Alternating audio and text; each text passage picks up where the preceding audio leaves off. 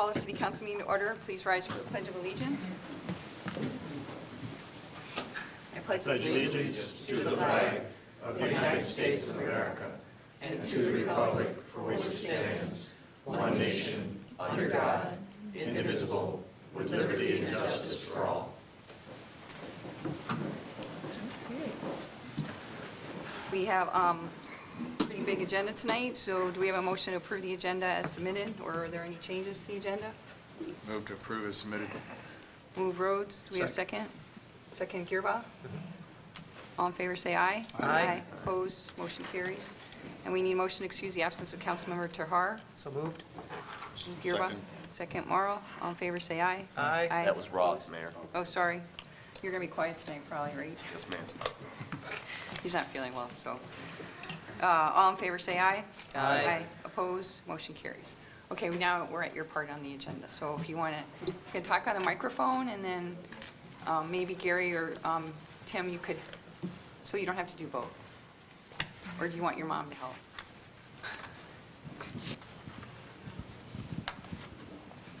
So you just want to talk about what you're doing, and we'll just flip through the So pages. just start your presentation, introduce yourself. I'm Mackenzie Sullivan, and I'm doing a beautification project for Saline, and it pertains to yarn bombing. I'm doing it for my Silver Award project, which is the second highest award in Girl Scouts, and I belong to Girl Scout Troop 142, and the Silver Award project, you have to do a project for like 50 hours of it to receive it, and it has to be something that can be repeated as an annual event, and it's for girls from 6th to 8th grade. And for my goal, I decided I wanted to do something that brings both art and community together, and that'd be a project I would be able to enjoy doing and one that helps with the city. The reason I like art so much is I've gone to Blue Lake 3 times. I'm going 3 times, and this is the 3rd time I've received a scholarship. And each year, fiber arts has been part of my class, which is working with sewing, knitting, crocheting, or weaving. And we learned yarn bombing last year. A little bit about yarn bombing. It was started by Magda Sayag, who started in Texas in 2005.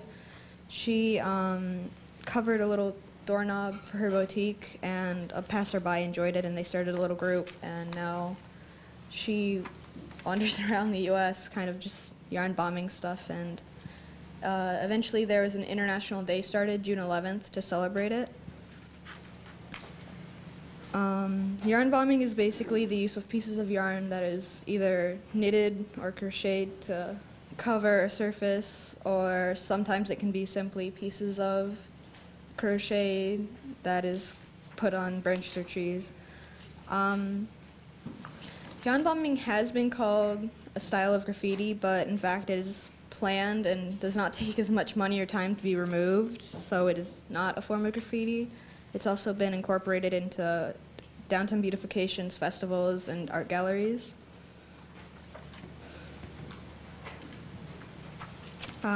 As I said earlier, I want to do this for my Silver Award, and so I decided I want to do an annual Saline Yarn Bombing Day.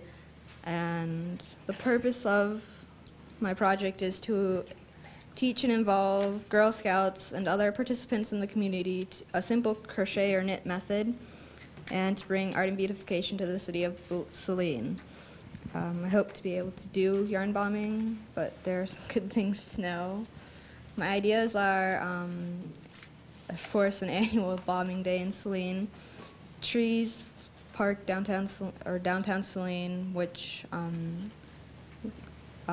we have spoken with Mr. Art Trapp, and he spoke with the merchants, and they said only metallic or metal objects downtown, such as the crossing light or the light posts, or the bike racks and the park benches. Or so. Also, I have pictures as well. Pictures of different examples of yarn bombing as well.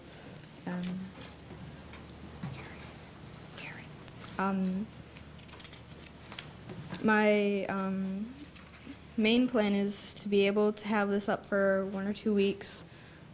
I'd start June 10th so that it's put up the day before International Bombing Day, and 1 or 2 weeks depending on what you guys decide. It would be all the yarn bombing would be carefully removed by me and a couple of my volunteers. Originally we thought June 18th, but maybe later. And afterwards, it is my plan to sew together all the yarn bombing bits or extra pieces as a collage to display in the library or possibly somewhere else in the community. And that's about it. And then there's links in the bottom of it, additional images and information. Okay. Is there any questions from City Council?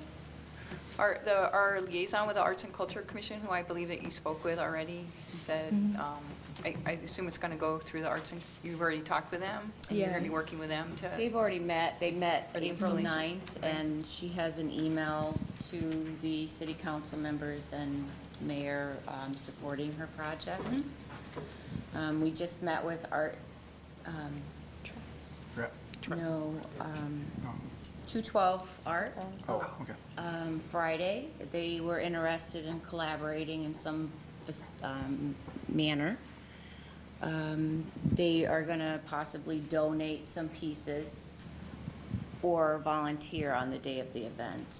So they're in support of Mackenzie's project as well. We talked to Cindy Barnett and other members of their group. Just have one comment. Mackenzie, if your artwork is anywhere near as good as this presentation, I'm sure you're going to do a fine job. This is very well done. Thank you. Thank you for your efforts. So Yeah, it sounds Mackenzie like a brought great idea. samples of some of the pieces, items. This is a crocheted piece. Where's knit? So are you going to be doing all this yourself, or are you going to have other scouts help you, or? I have. This is a flower. We're in the process of contacting other Girl Scouts. One of my friends recently went through and taught a couple troops to knit, so that kind of helps me. But we recently contacted a woman at Brecken Village who works with Mary, who works with the knitting group there, and they're willing to assist as well. And I know a couple more people who are also intending to help, but they're waiting for complete city council approval. Okay. Mr. Rhodes? I support the concept. I think it's going to be a fun thing to do, but I did have a question or two. So I didn't know, are you going to remain here until it comes up on the agenda? At which time I can That ask would those probably be a good questions? idea. If you're able to. Okay, thank you. She does have her City of Saline event form completed, and we were waiting on the certificate of insurance from Girl Scout Hearts of Michigan, and we received that. It would cover the Girl Scouts only, so I would need to obtain additional insurance on behalf of the non-Girl Scout members. But I know that this was supposed to be turned in prior, but we were working with their association to have the certificate in hand today. Okay, great. Okay. Mr. Rowe? I was wondering who the scout leader is for your group? My Joy Blights is my troop leader. And how many girls, fellow girls are in your group? Most troops are like 15 to 20, but our troop is down to like 7. We're a special troop. Do they crochet a lot then? Not really. Just me and my other friends. I think it's great. It's a great concept, very unique, so. But we'll get it. Is there any other questions right now? No, wait till the... Okay, thank you for your presentation. Thank you. Sorry about the complication. And thank you, Mr. Rule, for your assistance. So everybody could see the presentation like it had been laid out to council. So our next presentation is on recycling initiatives by Colin Sederna and Eric Williams. Were you guys able to get your things going there? Yeah, Okay. Sorry. I brought a Mac and a USB, but nothing's working right now for some reason. We're having issues hooking the Mac up, and the USB even on this Dell isn't working, so. Okay. If we could probably email you our presentation if you want. Well, probably we're going to ask you to go to the Environmental Commission, but the idea was because we're televised, and that Yep. would be a way for the community to learn more about what you're doing. So. All right, so I'm just going to go, Okay, without and you any actually don't need that microphone. If Okay. you can just, this one's fine. yeah. All right. Hello, Council. My name is Colin Sederna, and I'm a senior at Saline High School. I am proposing today a recycling initiative for the city of Saline, and this initiative really came about last year when both Eric and I took AP Environmental Science, and this was a class that just really hit home with me, and the environment was something that was so interesting and that I just really wanted to further pursue. So I finally convinced, we finally convinced our teacher, Drew Denson, to let us do something, an independent study. But he tells us, all right, well, you need to come up with an independent idea. I don't want this to be a blow-off class, so please think of something creative and original, and you guys can do this. So I got my idea last summer when I was in Boulder, Colorado. And in Boulder, they have a really extensive recycling program that seems so complex, but yet it's really simple, where my initiative really just mirrors that of Boulder's, where for every garbage can, there's a recycling bin right next to it. So in Boulder, they have metal containers, two right next to each other, that say one says landfill and the other is segregated with glass, plastic, paper. And I thought, why not Saline? Why can't we do this? And so with my initiative, we would push for every garbage can, there's a recycling bin in areas like the parks, downtown, Bushes, all the local businesses. And so yeah, we've been doing this research for the past couple months. So now I'm going to pass this to Eric for some statistics on why this should occur and why recycling is good. All right, so as Colin said, my name is Eric Williams, and we have researched countless reasons why this change should be made in our city. First, the image of Saline would change and would be seen as a more progressive city, and this may also attract new residents to the area. Next, the need for landfills would decrease, which would make the surrounding areas more aesthetically pleasing. And with the increased recycling, the rapid growth of the landfills would slow. So with the implementation of the recycling bin, Saline would be seen as a more environmentally friendly city, and this may also attract more customers to local businesses in this downtown area. And so if we kind of look at Ann Arbor, they have somewhat the same idea of what we're going for, recycling bins with garbage cans. And as we've seen, I mean, businesses there stay open much later than Saline. Saline's almost like a sleepy city, I guess, and this isn't all attributed to the recycling, obviously, but it just makes the city much more attractive, in my opinion. So here are just a few facts about why recycling is so important. For every 1 ton of plastic that is recycled, we save the equivalent of 2 people's energy use for 1 year, the amount of water used by one person in the equivalent of 2 people's energy use for 1 year, the amount of water used by one person in 2 months' time, and almost 2,000 pounds of oil. Second, approximately 60% of all garbage that is thrown away can be recycled. And lastly, recycling protects and expands U.S. manufacturing jobs and increases the U.S.'s competitiveness.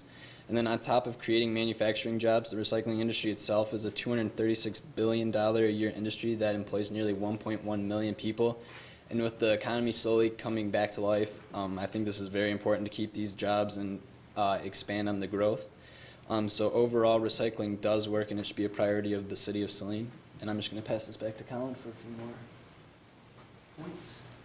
So that really, he really covers all the statistics behind it. But then when we think about how we could do this, so with the purchase of recycling bins, there are 1,000 different types, and a lot of cities go with matching. So maybe matching the trash bins we already have, but that would be up to the council or the environmental department, whoever. But so beyond the purchase, It would be the purchase, the placement, and the collection of the recycling materials. The companies like Waste Management who go through neighborhoods and pick up the recycling along with the trash would be able to do the same thing in the areas because they have the trucks that are capable of that. So really we are just really pushing, and this is something that we've wanted for so long because I feel like it should happen, that our city, we can make this happen and we have the ability to make it. And so we just, overall, this will make our city a much cleaner city. If you picture, say, the soccer fields by the high school, and when there are a million little kids out there playing soccer on a Saturday morning, and they all have their plastic bottles, Gatorade, water, etc., hundreds and hundreds of bottles just being shoved or thrown on the ground, shoved in garbage cans, when simply by placing a can there that we've purchased can save oil and just save from raw materials and help our environment. And it's just so simple in my mind. By placing something there could make such a large impact. So please pass our recycling initiative. Thank you. Thanks. So I think Mr. Rhodes is the council liaison for the Environmental Commission, and I'm sure you probably have some comments, and I think the plan was to bring that to the Environmental Commission, but you probably want to make some comments. Yeah, I would please. I'm happy to see you folks come forward with some ideas and some thoughts, because that supports what the Environmental Commission is all about. And we'd be pleased to have you come to our next meeting and present your initiative if you're available. And that is on May the 16th at 7 o'clock in the evening. And we'll meet in the council room outside, the conference room outside. Okay. All right. Can you think you can make that? At this point, yes. Okay. So I can email you tonight as I go check my schedule, but I'm sure I will be able to. So the only thing that would hold me back would be lacrosse, but I'm sure I can find a way around practice. We meet monthly, so if it doesn't work for you in May, then it'll be in June. Okay. The biggest issue right now for us is funding all those trash cans. So if you have some ideas, or if you talk to other people in the community or school we've thought about fundraisers. I've ran a few fundraisers actually in the past for my mom's free medical clinic in Ypsilanti. So I have the abilities to run a fundraiser, and we've thought about that as well. And usually, yes, with things like this, it's monetary issues that hold these back. So I know that the commission's already has a few of the recycle bins uptown, so that we've sort of been slowly, I know Mr. Rhodes has spent a lot of time on this issue, so I'm sure it'll be exciting to see you guys work together and have a positive outcome. Thanks for your interest in improving the community. Thank you. Thanks. Did you guys have any questions? Sorry. Okay. And then we have Ray from the DEQ. Sorry, I can't pronounce your last name. Rugurinovich.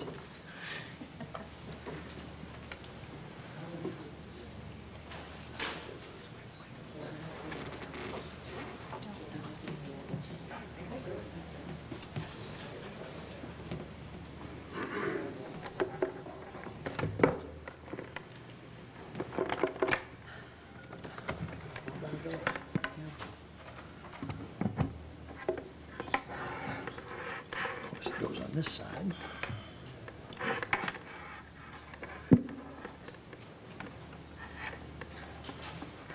it. I hope so. And I'll just try firing up your presentation when it comes up. It's Here we are. reading, so Okay. you'll be all set as soon as the green light comes up. Very good. So how do you pronounce your last name? Vugrinovich. Ugrinovich. Yes. Okay. And you're going to And be speaking about hydraulic fracturing, Great. apparently. And by way of introduction, my name is Ray Vugrinovich. I'm a geologist specialist with the Office of Oil, Gas, and Minerals, which is part of the DEQ. From time to time, I might say Geological Survey, because our name was changed in January, and I haven't accustomed myself to that change yet. I've been with the state for 35 years. I can't say I worked for the Department of Conservation, but I've been with the geological side of things since I started working for the state. Hydraulic fracturing is apparently a hot topic these days. We hear a lot about it up in Lansing. And what you see behind you there is what is called the stratigraphic column for Michigan. This is a cartoon, an illustration of all the rocks that are found in the state of Michigan. I should mention that not all of them are found everywhere in the state. For example, and if I have a pointer, there it is. In this part of the world, everything from this point up is missing. It's been eroded away. It was here at one time, but it's not now. I'm going to go back one. Michigan is what's called a geologic basin. If you imagine a series of bowls of increasingly smaller diameter nested one within the other, you have a pretty good idea of how the rocks are arranged under the ground. Michigan is also covered with dirt, lots of it, 1,300 feet of it in some parts of the state, mostly up by Cadillac. If you take that dirt away, the illustration on the left is what the bedrock geology would look like. And those are not true colors. The line that runs diagonally from northwest to southeast is a cross-section. That's what you see on the right. What that cross-section is telling you is that rocks that may be exposed at the surface or are very near the surface on the edges of this basin, in the Upper Peninsula, for example, are deeply buried in the center of the Lower Peninsula. And we have seen that. In this part of the state, within the past about 5 years, there has been increasing interest in what is shown there as the Trenton Black River Formation. It's a rock stratum that has been quite productive of oil in the past. The oil fields tend to be rather difficult to find compared to some other oil fields in, for example, shallower strata. But recent advances in seismic technology have made it possible to be a little more certain that the conditions, at least, are right for oil accumulations. It doesn't mean there's oil there, it just means the conditions are right. And I should point out what is called the base of the drift at the top. That is where the majority of potable water that's derived from wells in Michigan is obtained. And so it's very important when oil and gas companies are drilling that we in the Office of Oil, Gas, and Minerals do whatever we can to protect those fresh water supplies. That's one of the primary missions that we have in the regulation of oil and gas drilling. This is a rather busy slide. Saline is the red square right here. The black dots represent oil wells that have been drilled into or through the Trenton Black River Formation, irrespective of whether they produced oil or whether they were dry. The green dots represent the wells that produced oil from the Trenton Black River Formation, and you can see,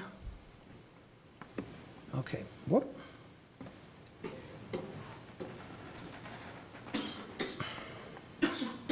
This thing is not behaving for me here.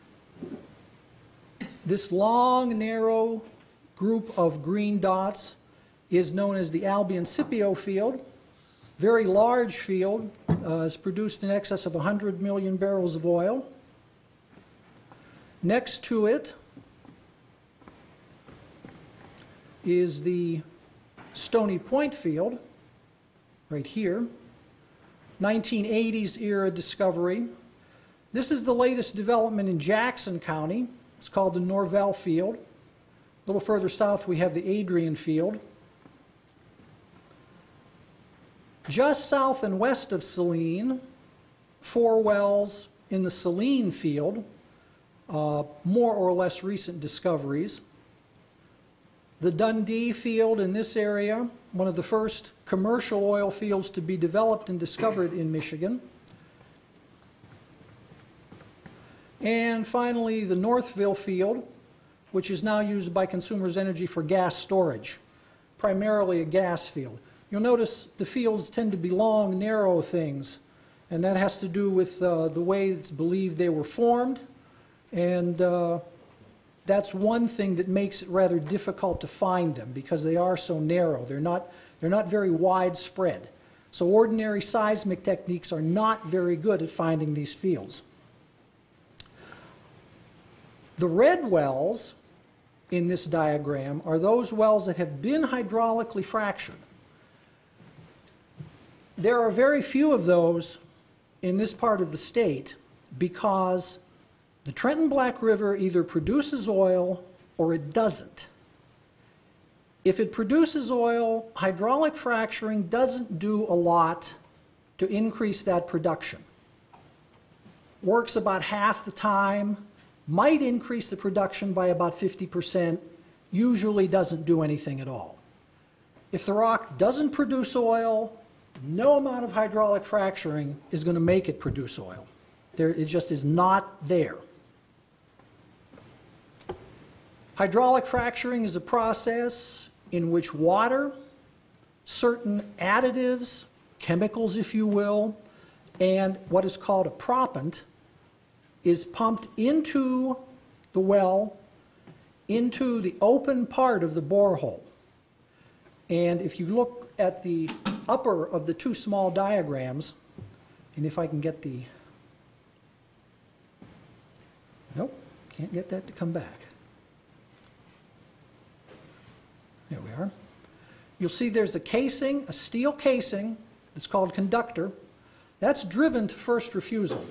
And that is put in place primarily to keep the unconsolidated glacial drift from collapsing in on itself when the well is drilled.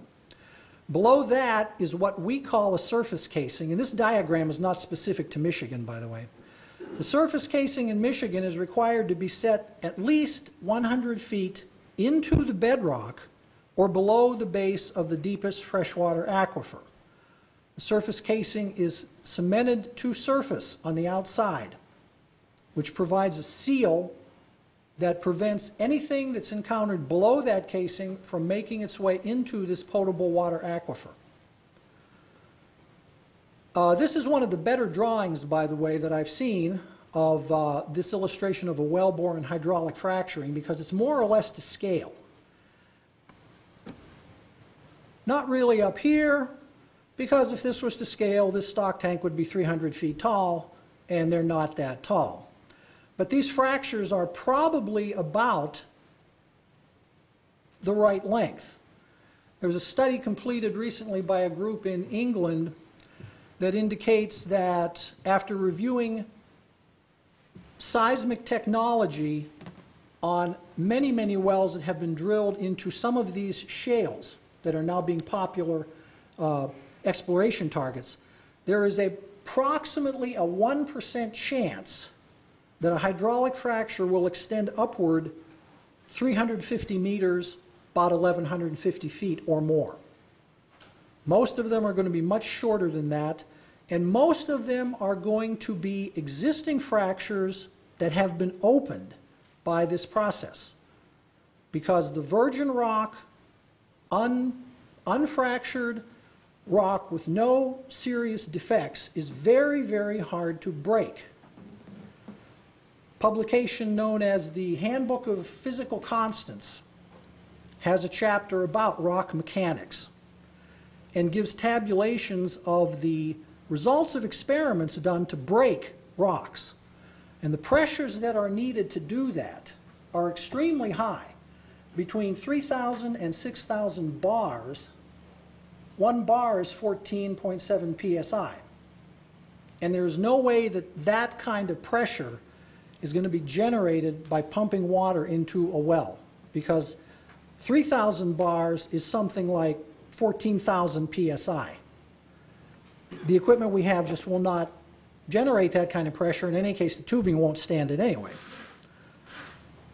Hydraulic fracturing began in Kansas, 1947. A company named Halliburton, which probably most of us have heard of in some form or another, licensed the process.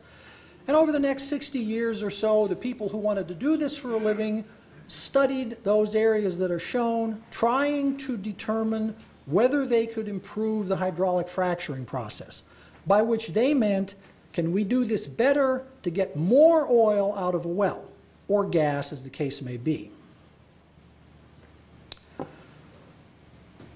The first well in Michigan that was ever hydraulically fractured, at least the first one that we have a record of, and I haven't finished looking through all of our records yet, so this may change someday, 1952, Lake County.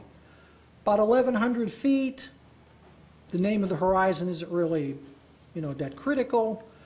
The well went from no oil to 1 whole barrel a day after the fracture treatment. So I think they put that one down to R&D, and they moved on from that point. Now, this slide says 14,000 wells have been hydraulically fractured. That's based on a database that I maintain. Another number that's popular is 12,000. And that's based on essentially the same records. So one of us is wrong. I'm not sure which one yet. But the actual number is not very important. There have been a lot of wells hydraulically fractured in Michigan. There has not been a documented case of either groundwater contamination or surface water contamination that can be directly attributed to something going wrong during a hydraulic fracturing operation in Michigan. Not so for other states, however. These are some of the important issues that people who pay attention to these things are concerned about. I'm not going to do a dramatic reading. Most of these things, the first 4, in fact, are important during the hydraulic fracturing process. The surface spills is something that we tend to pay attention to after a well is brought on production, because during the drilling and completion phase, there's not a lot of opportunity for things to be spilled on the surface. It happens, but it doesn't happen quite as often as when a well with a life of 20, 30, or 40 years is producing. During that time, all sorts of things can happen. So surface spills is something that comes up that we deal with generally after the well's on production. I show you this not because it's a problem now in Michigan, although in some parts of the state it might be. This was published by the Department of Public Health when we had such a thing back in 1965. And the photograph shows a flaming tap, probably on the outside of somebody's house. I think this was taken in Port Huron, which historically has had problems with natural gas in drinking water. And that's just simply due to the peculiar geology over there. The small red dots on this slide are known instances of natural gas occurring in domestic water wells.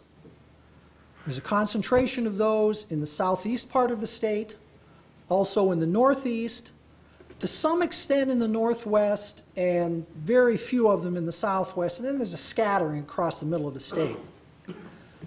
Those in the southeast and the northeast are probably due to the fact that the Antrim Shale is the bedrock in these parts of the state.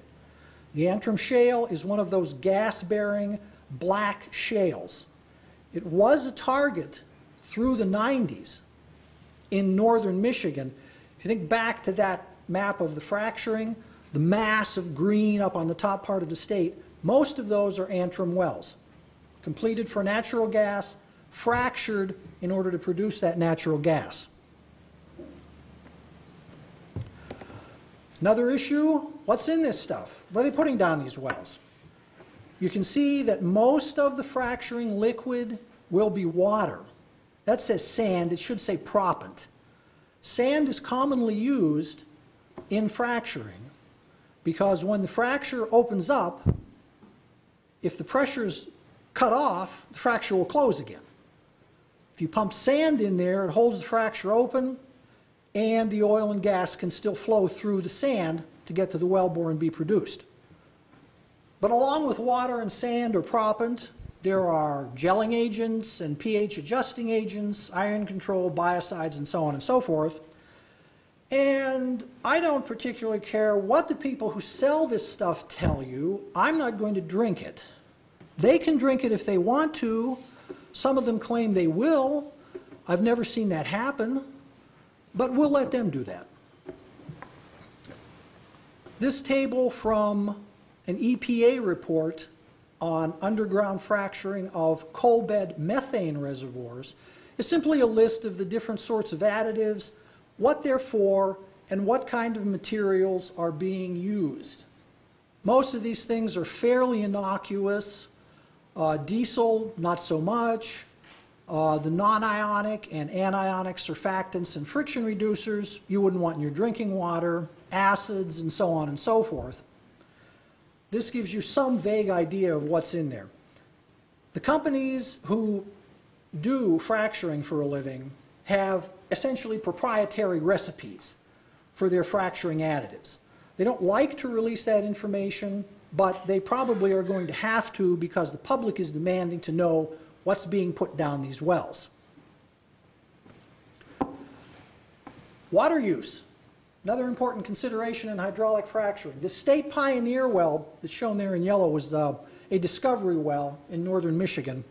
One of the first, if not the first well in Michigan to undergo massive hydraulic fracturing.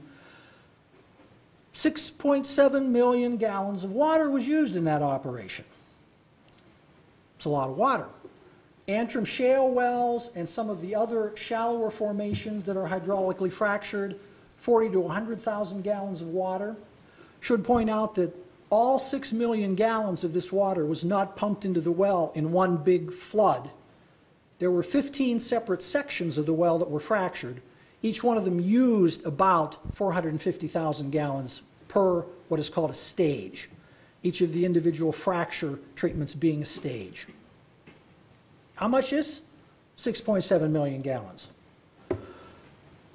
It's about the average amount of water that Saline pumps in 6 days. And that's taken from your 2010 water quality report. Or it's the amount of water in 10 Olympic swimming pools. I've never been next to an Olympic swimming pool, so I have no idea what that looks like. I have no idea what that means. The first comparison to me is more apt, because people tend to think of groundwater as how much are we using? One hydraulic fracturing job, 6 days worth of water for Saline. Because of the concern about high volume water usage, the supervisor of wells, who is head of the Office of Oil, Gas, and Minerals, issued an instruction to industry last year. It has a few definitions: high volume hydraulic fracturing, more than 100,000 gallons per job, large volume water withdrawals.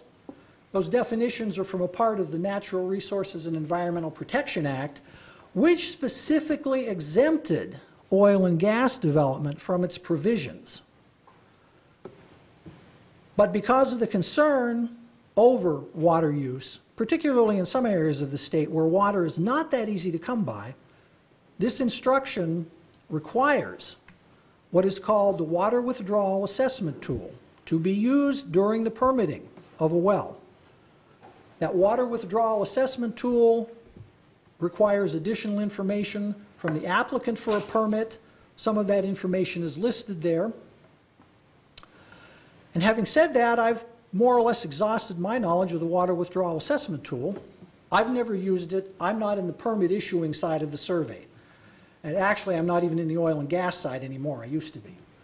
This is the website for the Water Withdrawal Assessment Tool. It was developed by our water resources people in the DEQ, and it was designed to prevent what are called adverse resource impacts, which happen when a stream cannot support the population of fish it usually does because of high volume water withdrawal. This all came about because of the bottled water plant that was installed in Mecosta County, I believe, near Rodney. Nestle owns that plant, markets Ice Mountain water. There was considerable concern that the volumes of water being taken out to support that plant were going to adversely affect nearby streams, lakes, and other bodies of water on the surface. This tool was developed. When we use it, it's a two-phase process. When a permit application is received and hydraulic fracturing, massive hydraulic fracturing is anticipated, We do a preliminary run through that program. After the applicant has more specific information about what kind of fracturing, what kind of volumes of water are going to be required, then that permittee does the same thing with that new information. If either of these phases shows that an adverse resource impact will occur, then we do not permit the water withdrawal to take place. It doesn't mean there won't be hydraulic fracturing, because water can be trucked in from another area where the high volume withdrawal would not cause an adverse resource impact. So this, because of the determination of an adverse resource impact, hydraulic fracturing is not necessarily prohibited for a particular well. The instruction goes on from that point to require certain things be done during the completion, and after the completion being the part of the well construction when the hydraulic fracturing is done and other treatment that may be necessary to make it produce properly is accomplished. After that's finished, when the well is drilled and hopefully is on production, the information on the bottom of this slide has to be reported to us with the record of what was done to complete the well. The hydraulic fracturing operation, the treatment with acid, or whatever else the company had to do to get that well to produce. That last item, the total volume of flowback water, might be a little hard to come by because well, we'll get to that right now, I think. Yes, flowback water occurs, flowback, I should say, from the well occurs whenever the pumps are shut down after the fracturing job is finished. The water's been pumped in under high pressure, and it's going to flow back to the surface through that well bore, through that casing. It might bring with it native water. I should say native brine, because at these depths, the water in the formations will be a saturated brine. Our rules require that any liquid produced from an oil or gas well must be contained. It cannot be flowed into a stream or a river or a lake. It cannot be put into an earthen pit, even if that pit is lined. It has to be put in some kind of an artificial container. What you see on the right is one of those containers. They're called frac tanks. See, they have wheels on the back so they can be easily moved from place to place. On the left is a photo, an aerial photo, of the discovery well that I talked of a little earlier. At this point, the well has been completed, the fracturing is done. You can see right about in the middle of the photograph the flare of gas that was being produced from that well. Right behind that flare is the battery of frac tanks that were used to contain the flowback water from this well. And I believe at this point some of them have been hauled off because they were no longer needed. Those that are there are probably there to contain produced water that is coming up with that natural gas. There are two pits on that site. The larger one was for the drilling fluid. Drilling fluid can be placed into lined pits. When the drilling's finished, the liquids have to be removed. What's left, the solids, the sludges, are encapsulated. Sometimes those are solidified by adding cement. They're mixed up as well as can be done. Then the edges of that liner are folded over the top. Additional liner may be added if necessary, and the pit is buried. The pit on the left is for, or was for, the fresh water used for the hydraulic fracture. Because it's fresh, it can be put into a pit. There's no danger to the groundwater from it. The chemicals that are added are not mixed into the pit. They're mixed when the water is being pumped into the well. So leaving that fresh water in the pit doesn't pose any danger to groundwaters.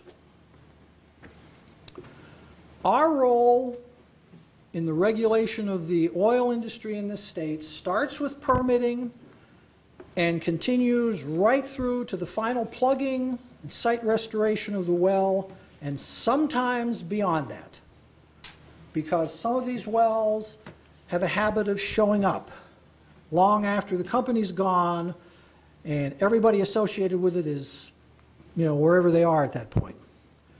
At that time, they're termed orphan wells.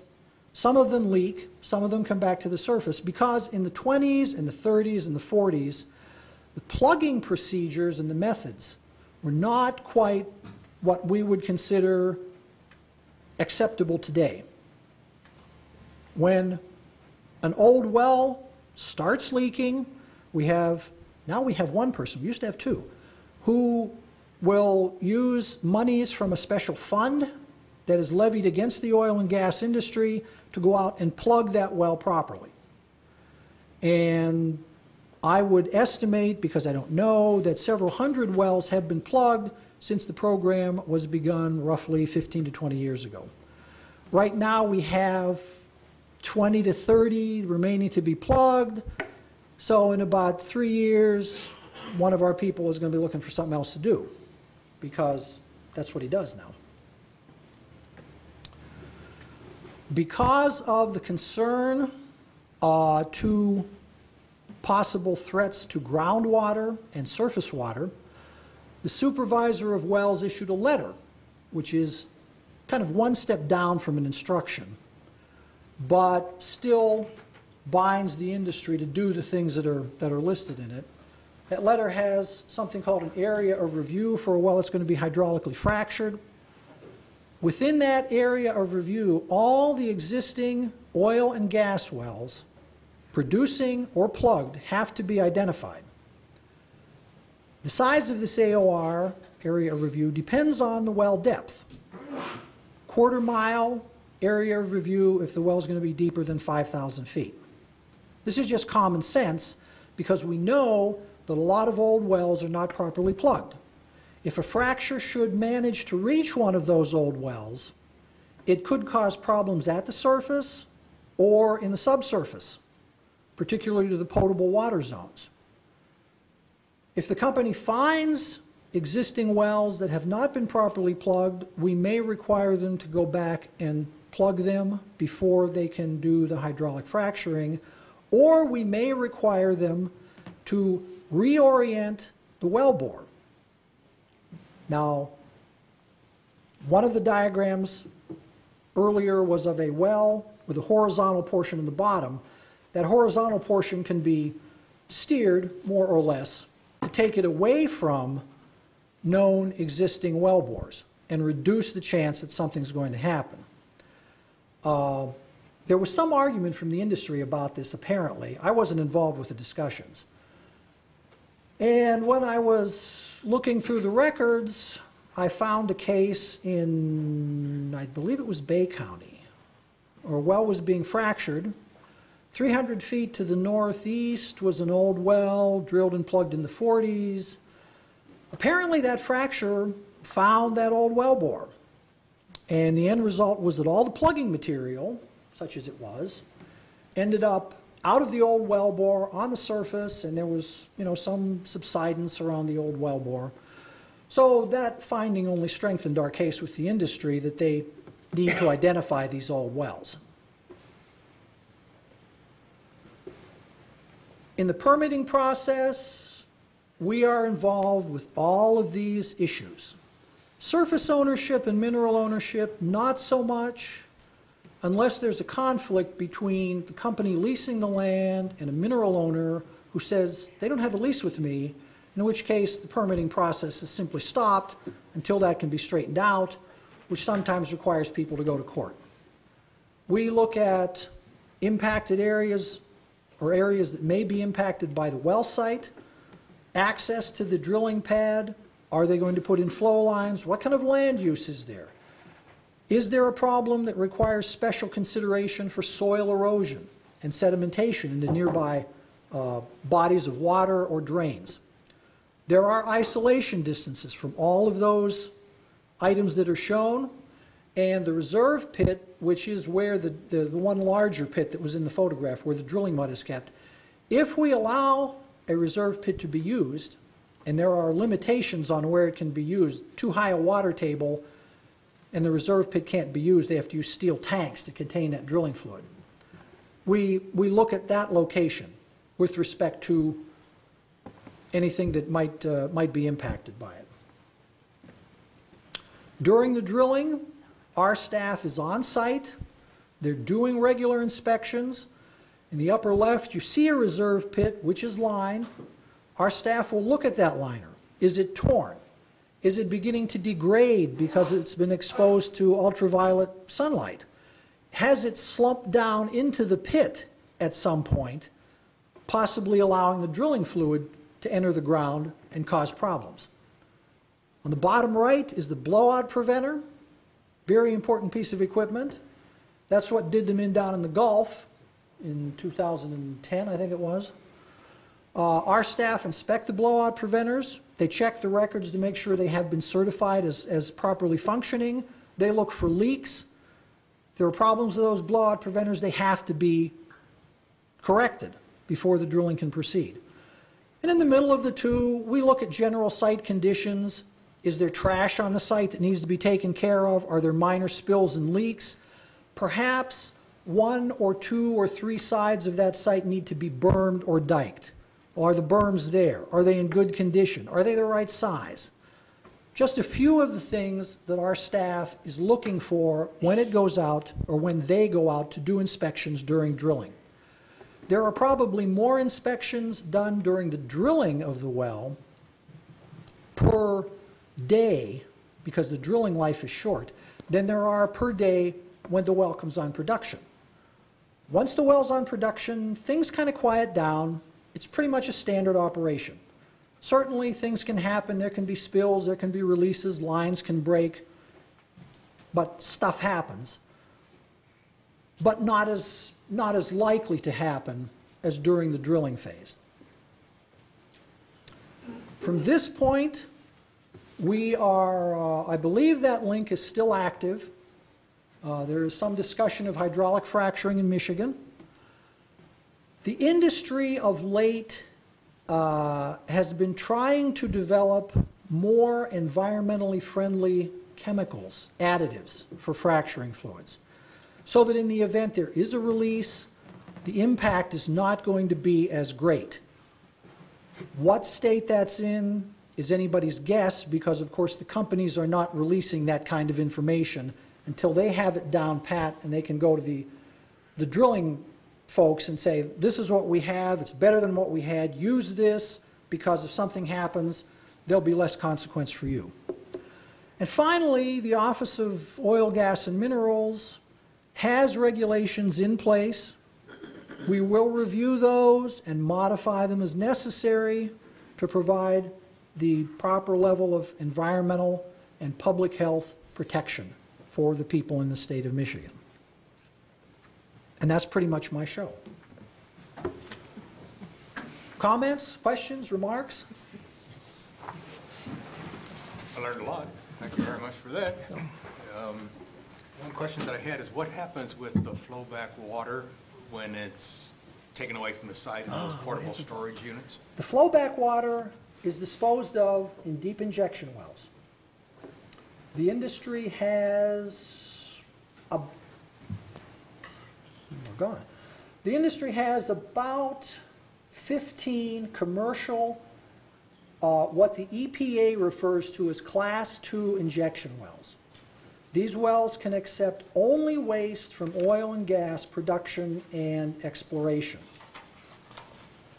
In addition to that, we have about another dozen of what the EPA calls Class 1 wells, which are the industrial waste disposal wells, my particular area of interest since about 1997.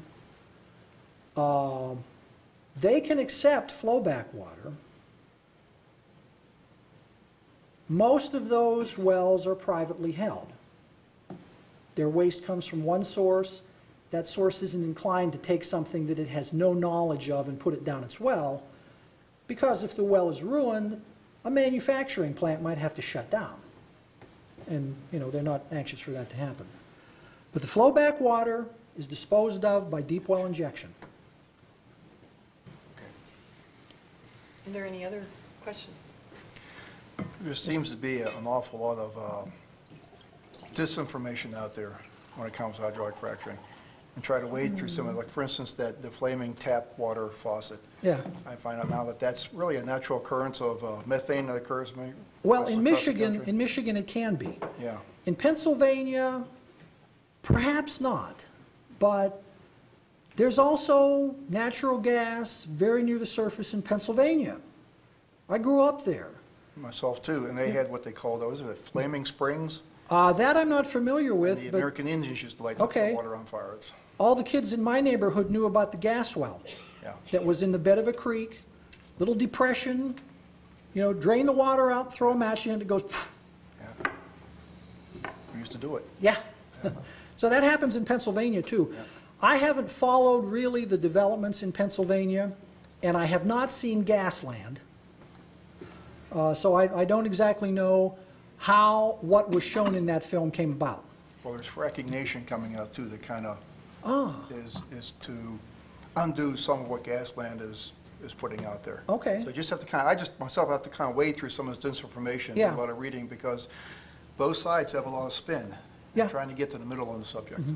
And some of the things in Gasland are very probably not that far from reality.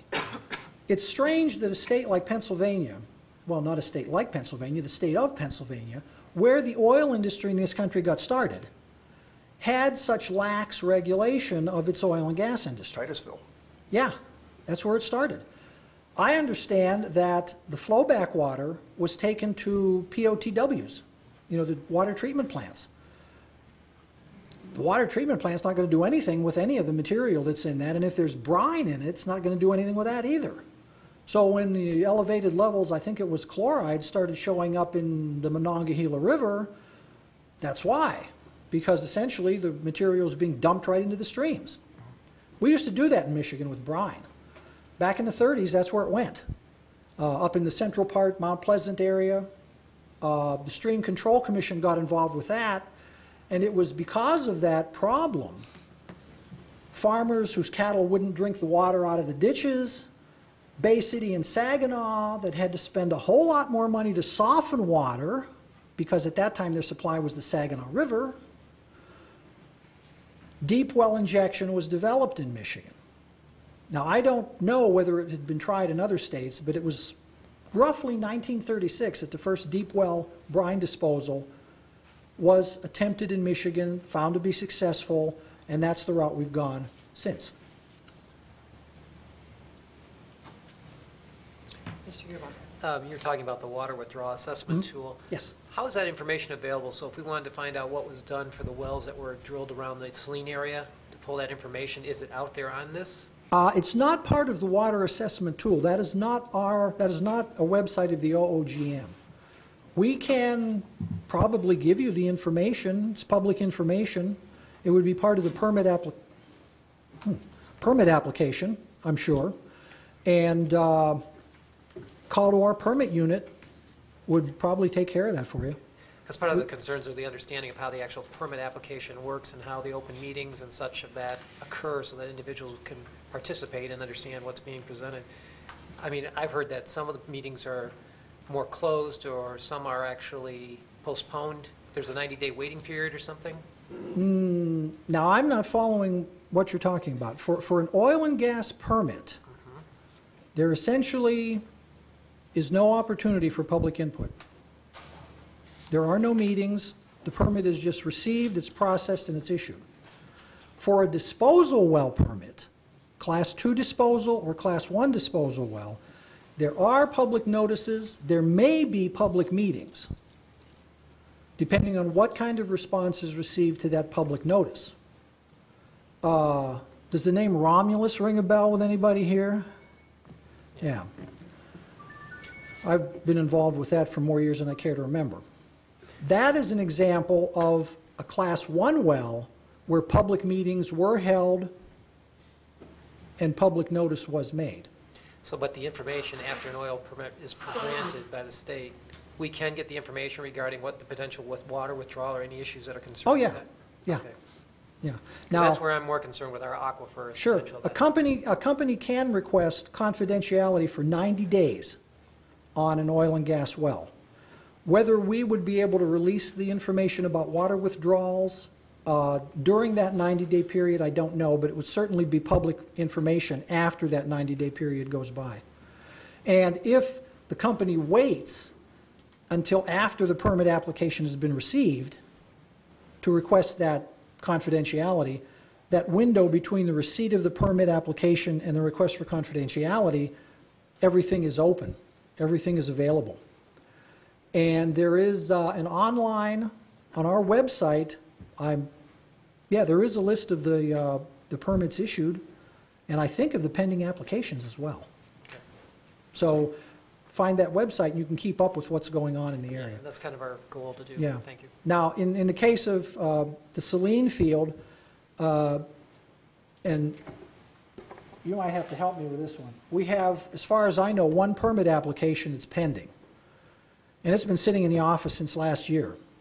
And I'm not sure what the story is with that. As I said, I don't do the permitting side of things. So,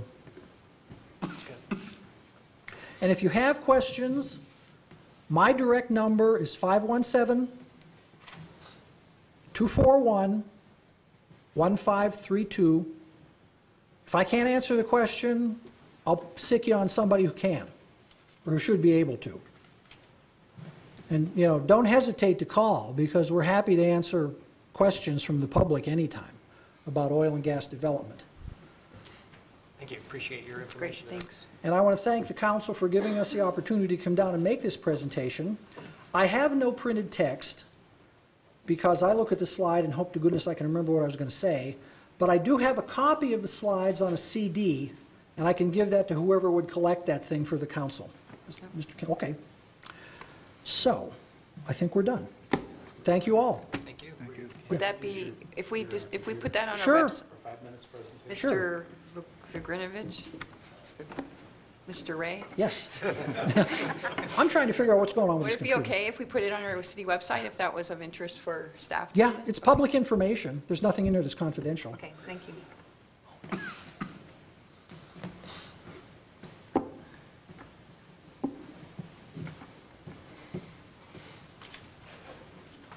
Are you ready? Yes, Okay, well, my name's Ray as well. we have another Ray, So hopefully. my dad was Ray, and he was shorter than me, so I get to be Big Ray because I was Little Ray growing up. Okay, there you go. Let me Thank you, Ray. unplug that and put it in this side, because these are awfully tight and the thing might come apart on you. And you can take it from here, I assume.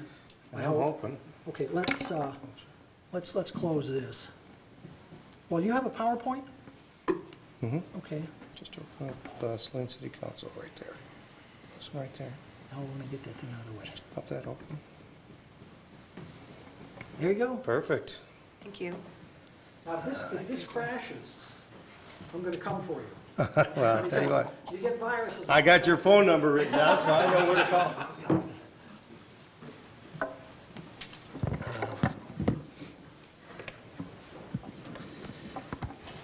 Okay.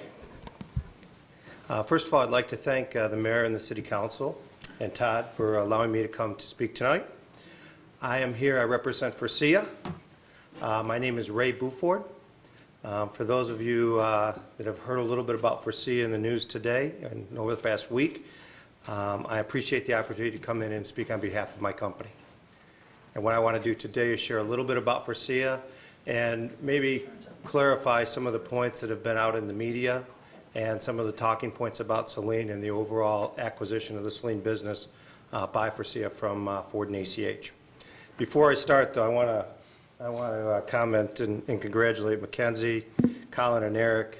I applaud you for your community spirit and your leadership in the community. I think this is why we're all here today, so I appreciate that. And hopefully, Colin and Eric, you guys can continue on your way and someday develop new technologies that don't allow us to have to talk about drilling oil here in our state. So, but as long as we do, I'm glad Ray is keeping us all safe. So with that said, many of you probably in the last week or so have heard a lot about Forcia. I want to make sure I'm clear. There's a lot of conception about who we are. We're a French company. The name can be pronounced many different ways, including that French company. Sometimes Forcia and Faurecia is also a proper use of the name. We have a corporate policy, and we don't care what you call us as long as it starts with an F and ends with an A. So, okay. Who are we? We are a very large automotive parts supplier. We're the 6th largest supplier in the world today.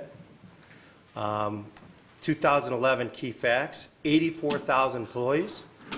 We're in 270 sites globally. We have 40 research and development centers. We're in 33 countries.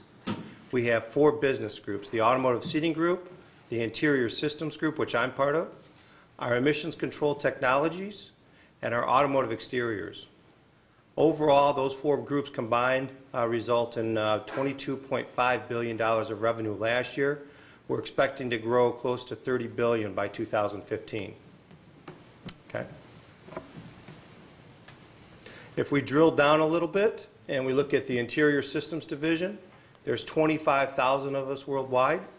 We are in 79 sites. We have 8 research and development centers. We're in 23 countries. The products on the right, you see we manufacture instrument panels, cockpits, door panels, door modules, acoustic modules, and aluminum decorative components. We also do center consoles. On the lower left, you'll see the numbers there. I don't need to read through those.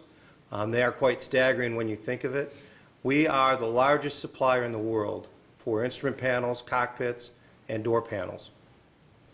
We are the largest interior supplier in the world today.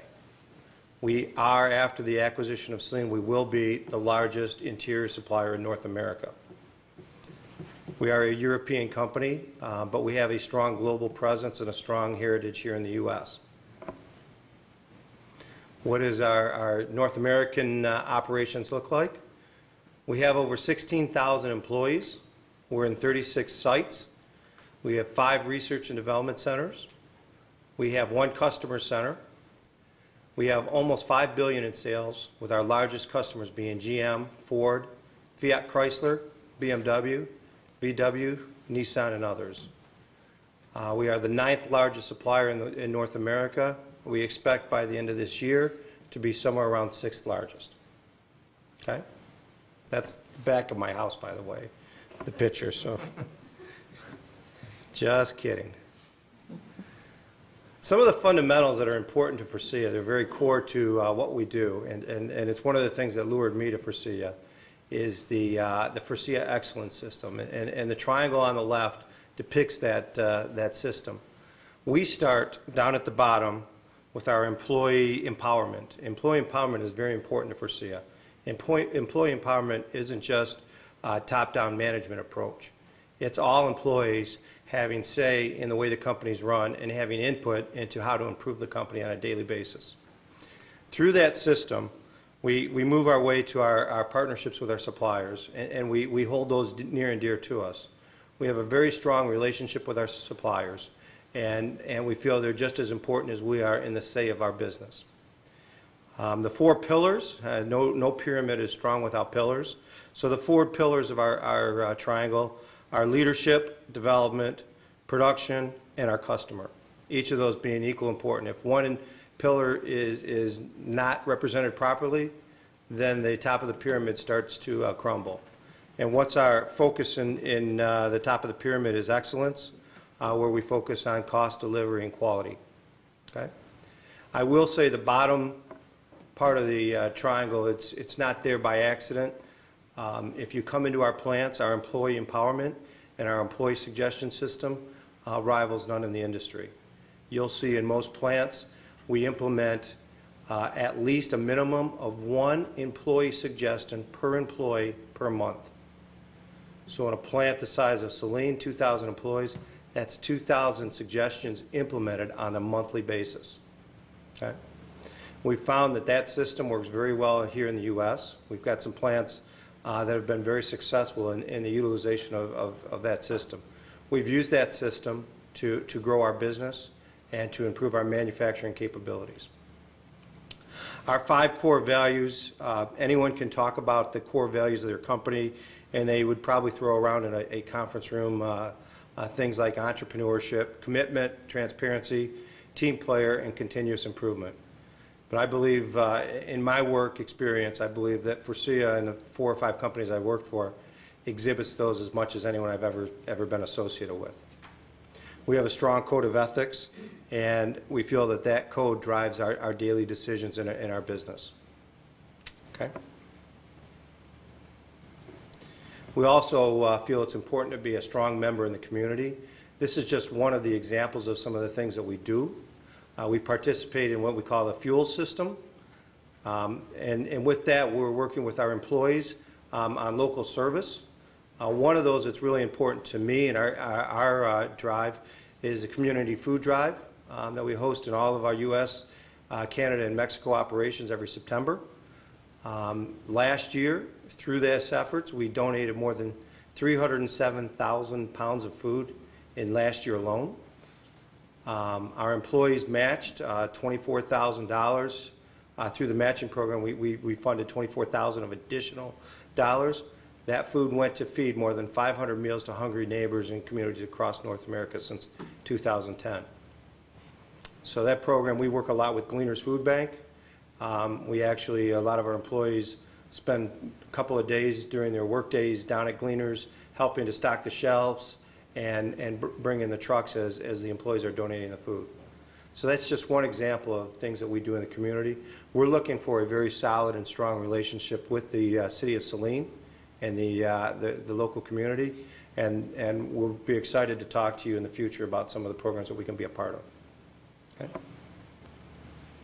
So with that said, why are we here today? Let me give you an overview on the Saline acquisition.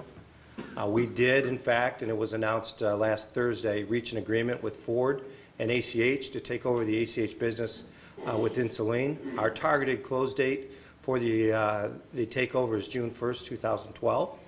We are still on track for that date. We will operate Saline as a wholly owned facility, wholly owned by Forcia. We will streamline the plant and we will focus on technology. If you go back to the original slides, we are a leader in the technology world. Outside of the electronics industry, we're probably the largest patent filer in the automotive supplier sector. We focus not only on product technology, but also manufacturing technology. And we plan to bring a lot of that technology here to the Saline plant. We've created a JV partner with the Rush Group. We call it the Detroit Manufacturing Systems, DMS for short.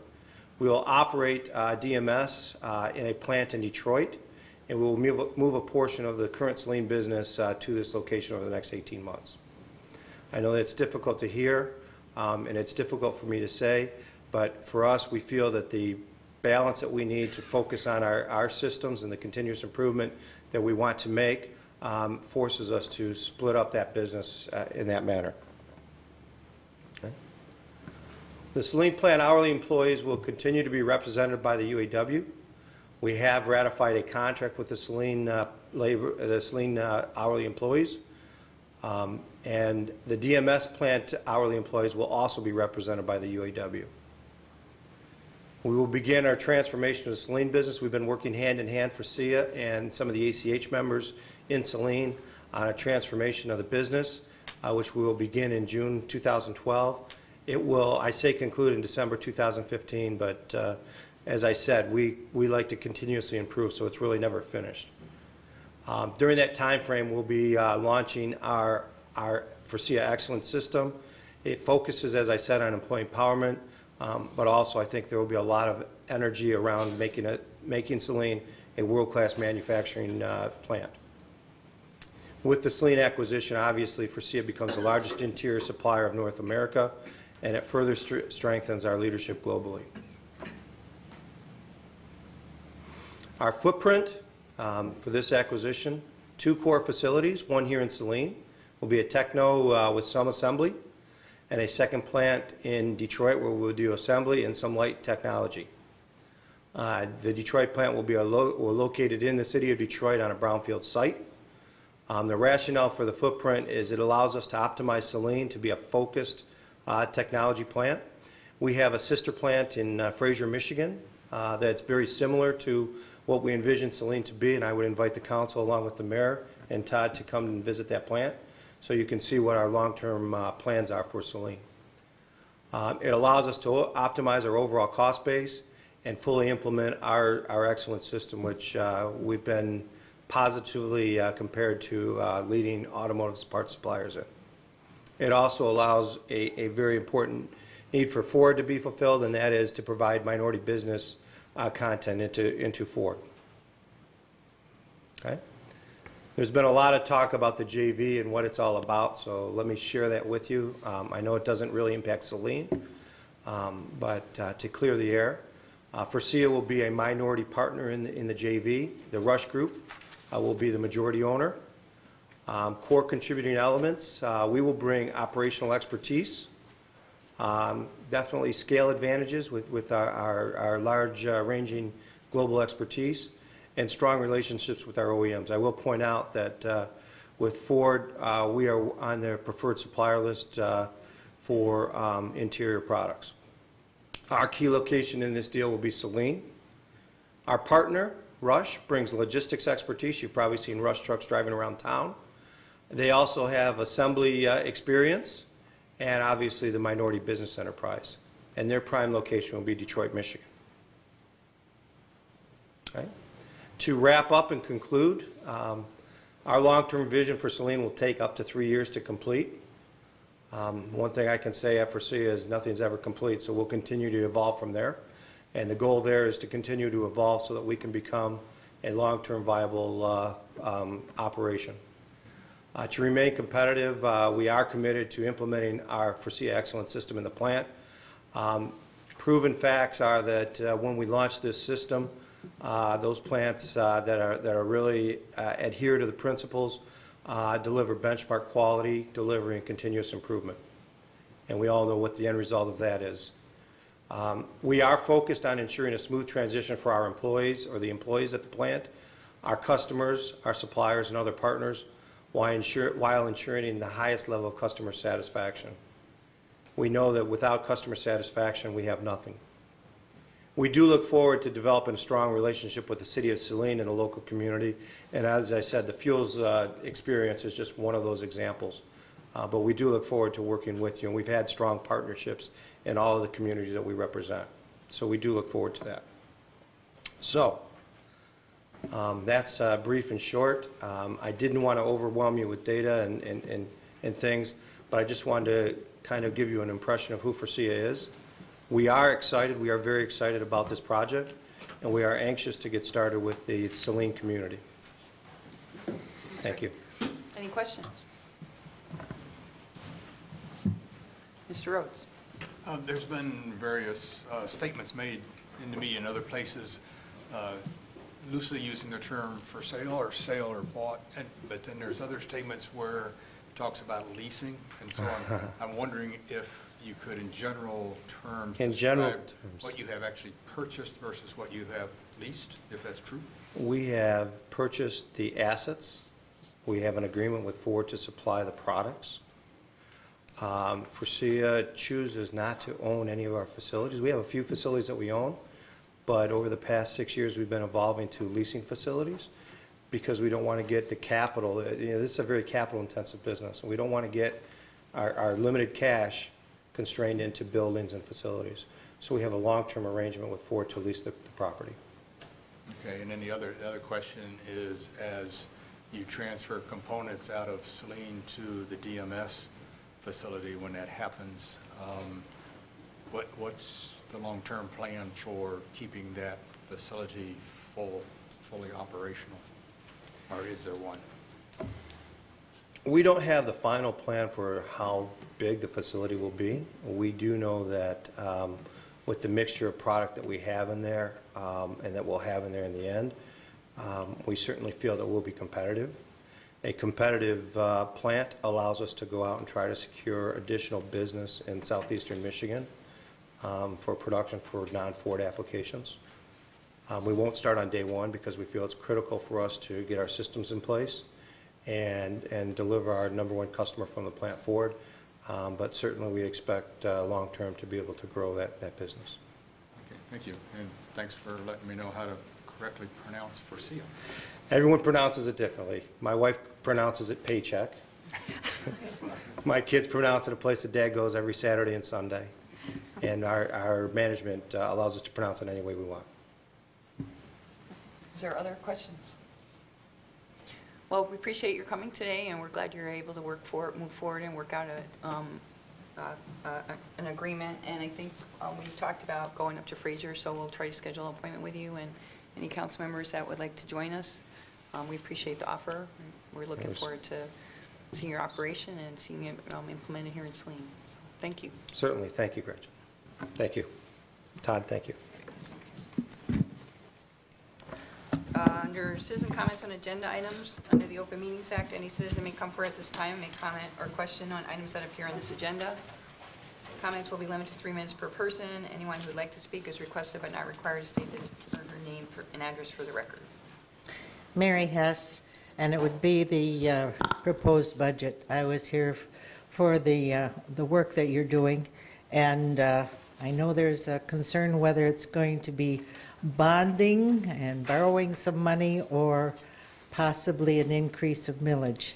And I really do think that millage should be addressed up front rather than the bonding and the interest that would have to be paid, which is, if you bond 950,000, I think it could be 100,000 for interest or something over a period of time.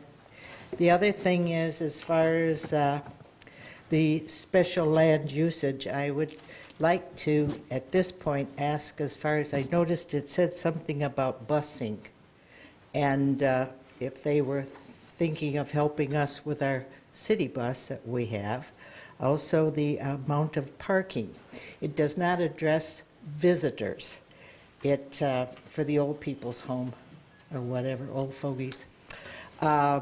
It has proposed 63 parking places, and that was for 1 per unit or and the employees, but it does not address visitors, because you will have, of course, spouses and families coming.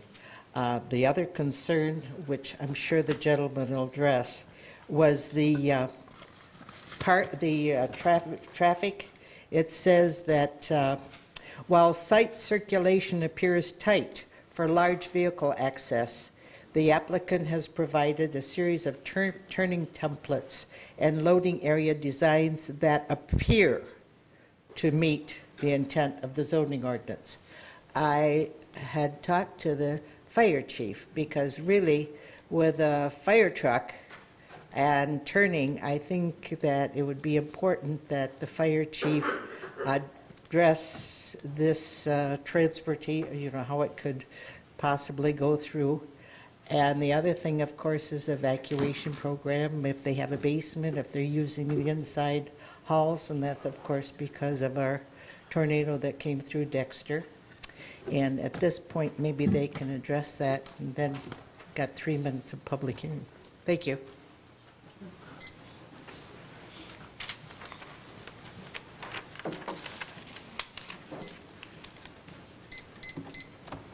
Is there any other public comment?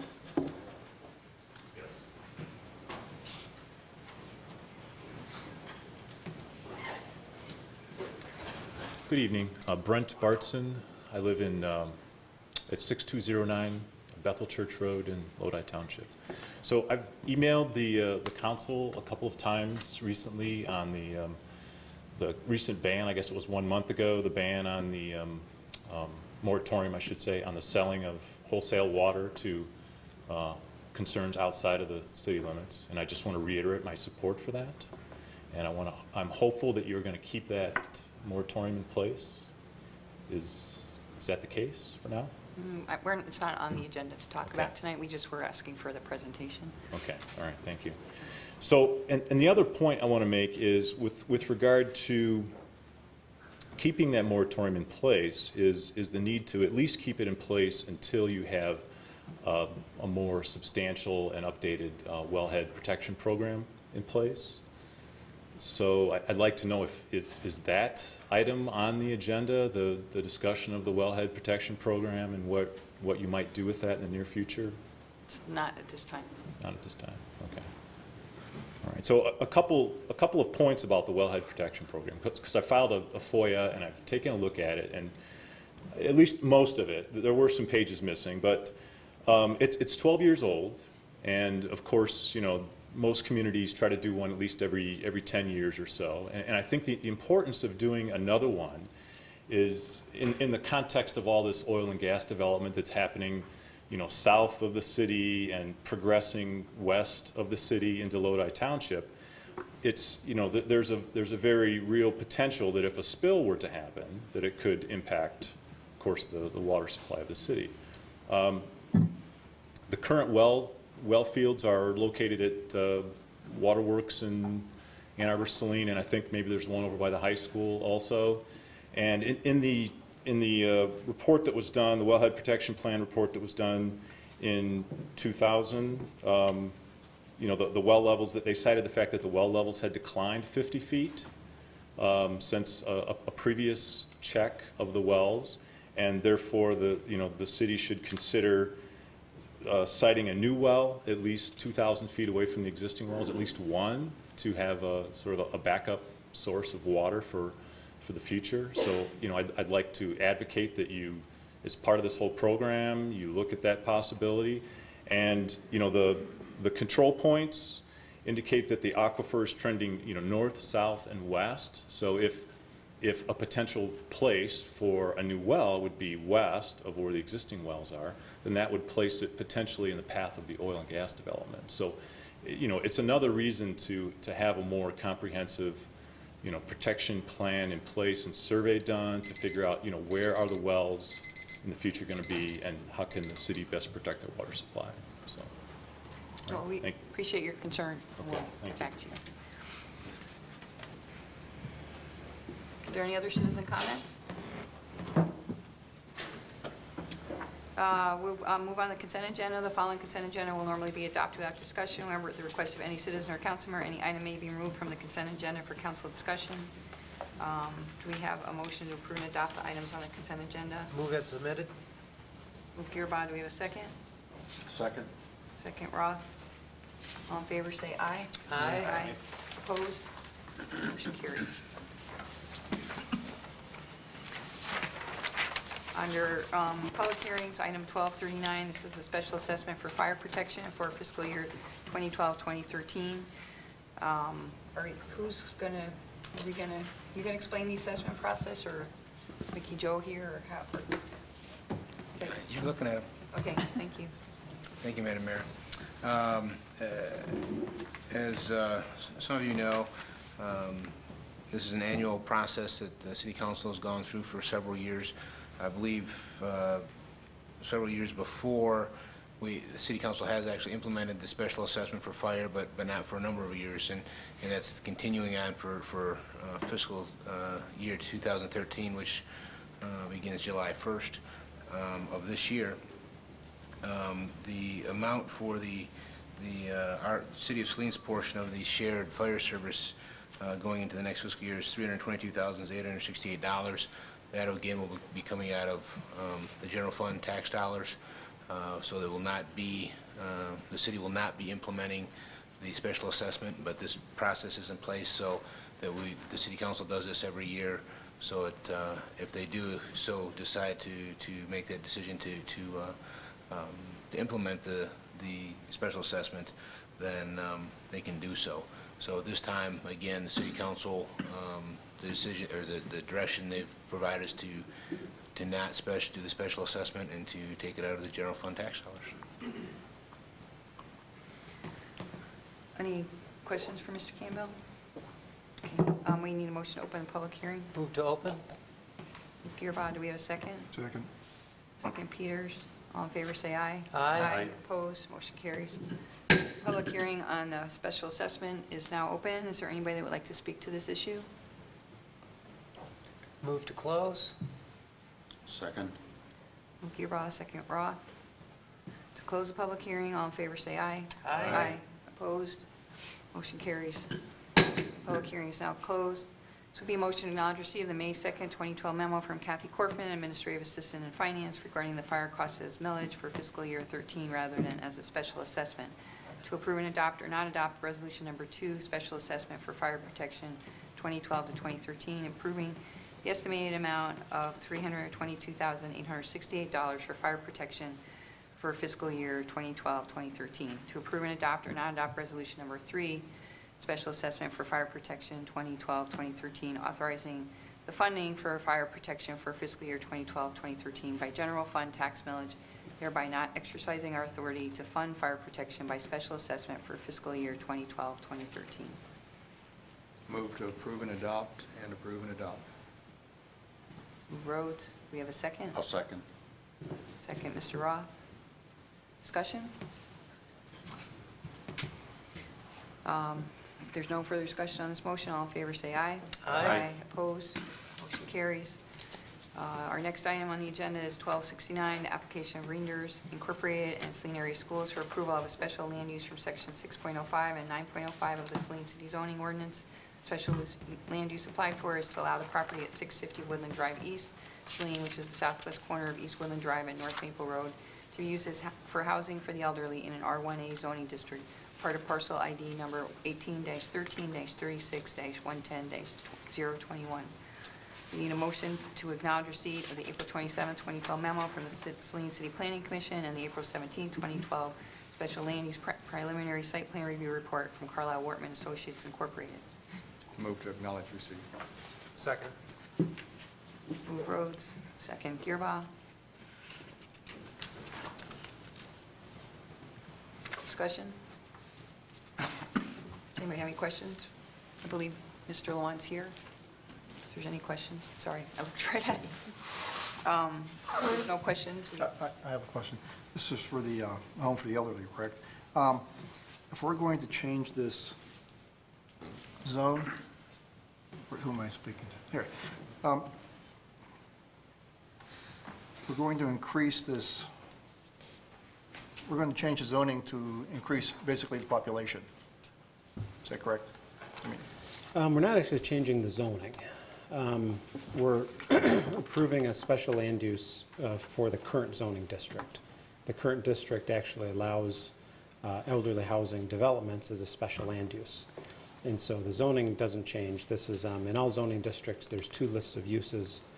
There are permitted uses and special land uses. If it's a special land use, those are uses that require a little more review by the city and approval by the city council. If it was a use permitted by right, it just goes to planning commission. So because this is something a little above and beyond the normal use, it's coming to city council. I think my one main question is, do we have, is our sewer and water system sized for this?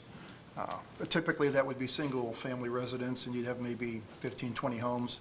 Now we're going to have 112 bathrooms, 112 kitchens. I'm all for this project. I think it's a fine project. But is that going to impact our existing facilities? The city engineer and DPW director have reviewed this, and they haven't indicated any problems at this point. I know Gary's here if you'd like to weigh in, but at the preliminary stage, both Jeff and Gary had reviewed it with no concerns. Okay. And has the fire department looked at turning radiuses within that structure?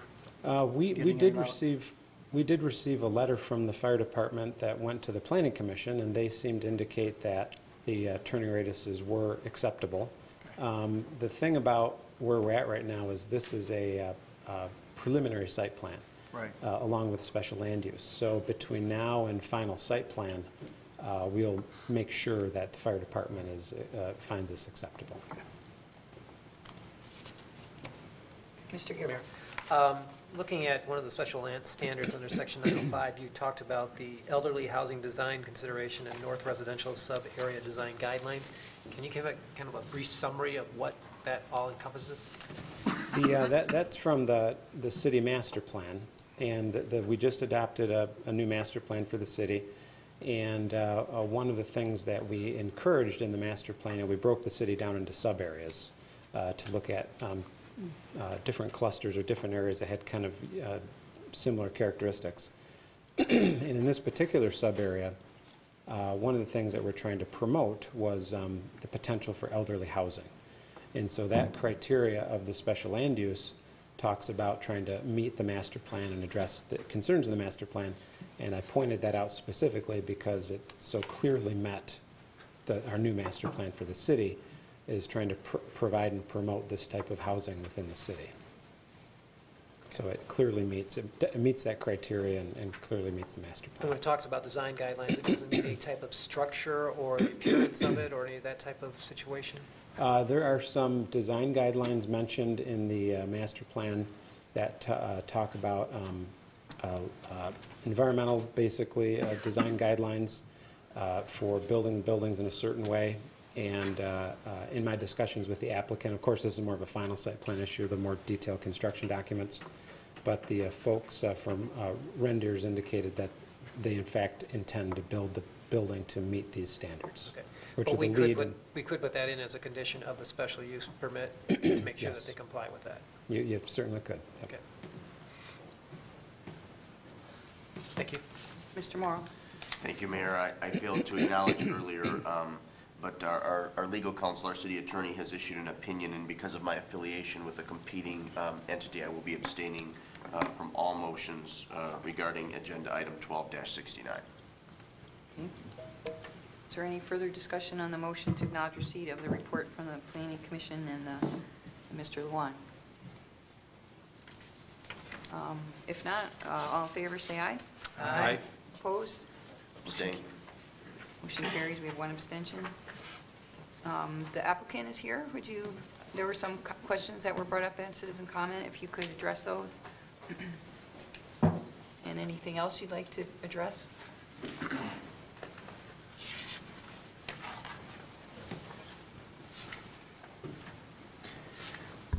Hi, I'm Tom Higgins from Rangers Incorporated, and we're looking forward to being part of your community.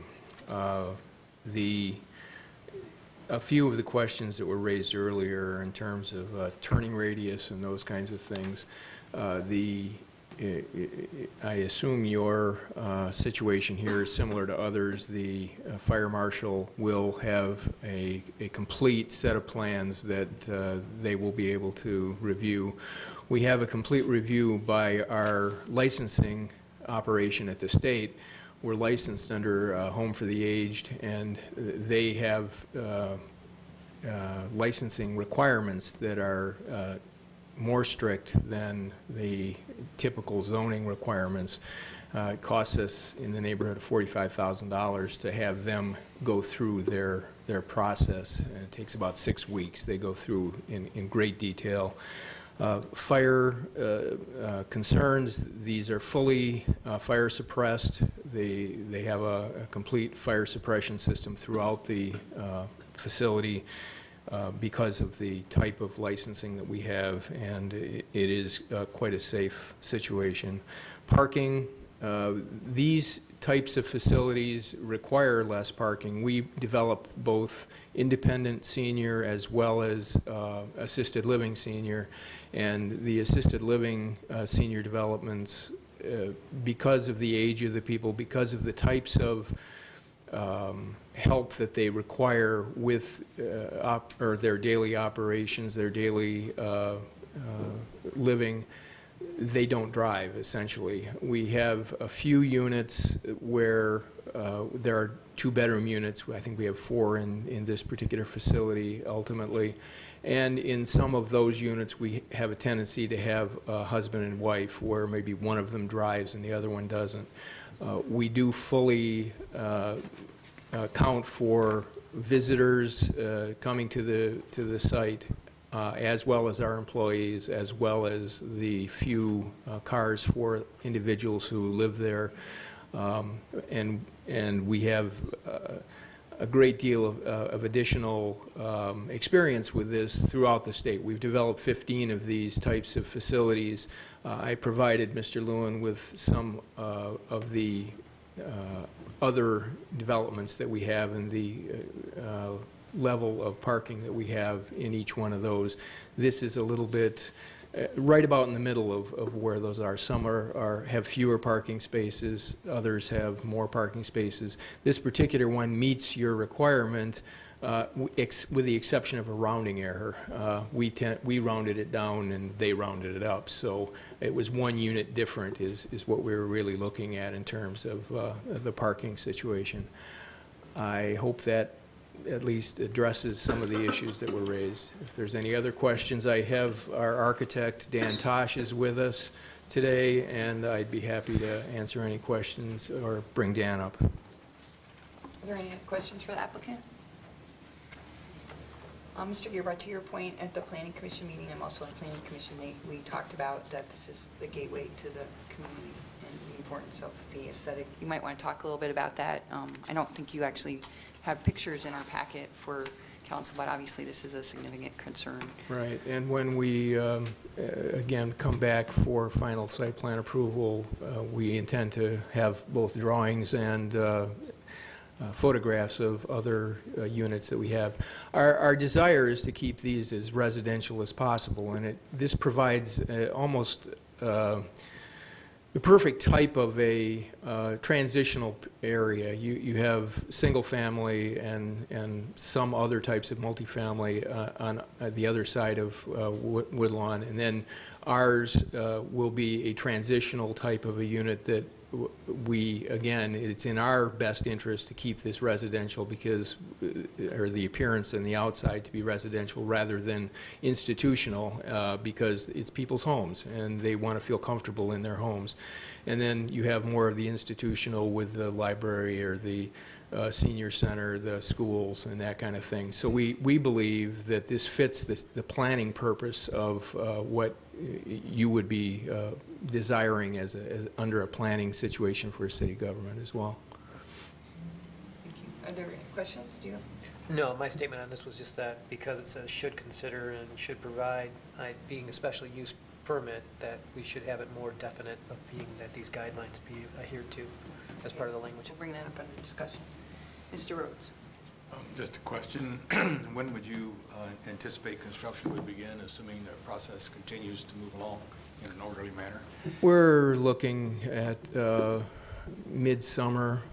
We hope to have financing wrapped up mid-July, and our building arm usually wants to put their shovel in the ground about the day before we get the financing wrapped up. So we expect to be sometime in July. Thank you. Is there any further questions for the applicant? Thank you. We need a motion to open the public hearing. So moved. Move Gearbart, do we have a second? Second. Second Peters, all in favor say aye. Aye. Aye. Opposed?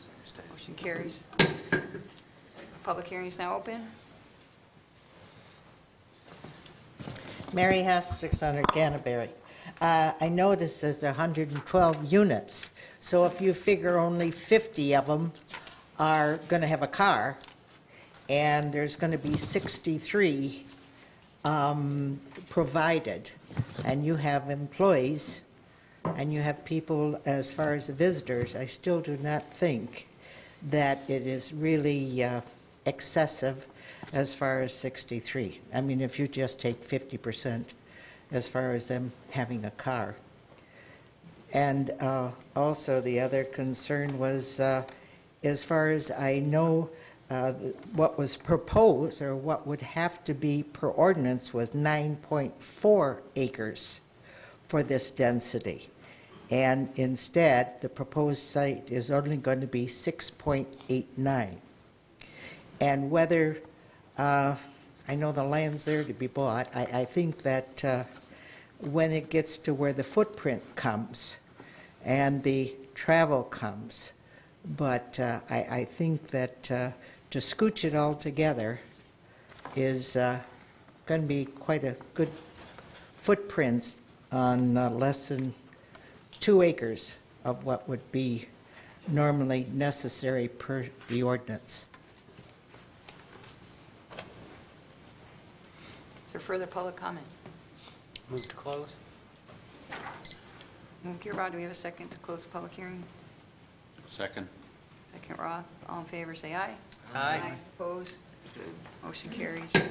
Public hearing is now closed. This will be a motion to grant or deny the special land use applied for by Reinders Incorporated in the Saline area schools to use the property at 650 Woodland Drive East, Saline, for housing for the elderly in an R1A zoning district, part of parcel ID number 18-13-36-110-021, with a basis for approval that all of the 7 standards in Section 9.05 have been met as outlined in the April 17, 2012 Special Land Use Preliminary Site Plan Review Report from Carlisle Wortman Associates Incorporated.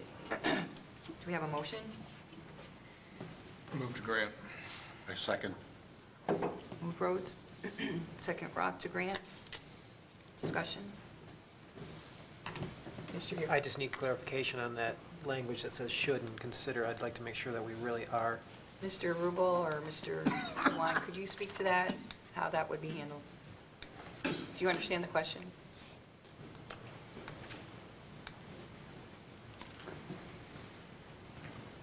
I think Mr. Gearbox. wants a specific condition in the motion, correct? Am I correct? Yeah, because Yeah. you're not saying it's a requirement, it's basically a consideration, and I think if we're going to do this, I think it would benefit us to have it as a consideration for the special use. Yeah, I mean, you could say, based on the, based on that language from the master plan, talking about the design considerations, the lead and lid design considerations, something like that. If you added based on the master plan design considerations for elderly housing development, something like that would cover it. Right. And as I said, I spoke to the applicants, and they already listed off a half a dozen things that they're doing to meet those. So I don't think that's going to be an issue. Because my concern is this probably will come up as we do additional developments like this in town, because I foresee this happening in a couple other parcels potentially, so. Yep. I have one question. Could you address the issue about the 6.89 acres versus 9 acres? Is that a consideration? Or? That's is up for the Zoning Board of Appeals to address. That's a variance being requested. And with regard to the variance and the standard for the acreage, and then one of the other issues being considered is the size of the rooms. They're a little smaller than what our ordinance requires. Zoning, how I would address this is zoning evolves, and there are always new things that come up in zoning. And so we can't, years and years ago, we never would have thought that cell towers would be an issue. But every community in the state of Michigan has written ordinances about cell towers. Well, when senior housing first came about, and especially assisted living senior housing, we believed that the people living there would all have cars and all be active and need space to recreate and walk and have open space. The type of facilities that Reinders is proposing is one of these kind of evolving facilities that we couldn't necessarily have anticipated. And it's really a mixture towards a active assisted living, which is actually, from what I understand, kind of a small part of what they're doing, to a very high level of assistance for people. And so the people living there, if you look at the rooms, they don't need the square footage that we require, because most of the units don't even have kitchens. You would assume our efficiency unit definition requires a kitchen. Well, if you look at the floor plan here, most of the units don't have kitchens. They will either be going to a cafeteria or being assisted with their meals, in their rooms, from what I'm told by the Reinders folks. So the way I've written this and wrote in my review to the Zoning Board of Appeals is that our standards probably should be looked at to address this kind of evolving change in the way elderly housing is being conducted. Like I said, our standards assumed an efficiency unit with a kitchen, and people would be somewhat autonomous with a car. Well, that's not what this is. There is an opportunity for that, but that's really not what this is. And so that's how I address that. The room required is simply not needed. Thank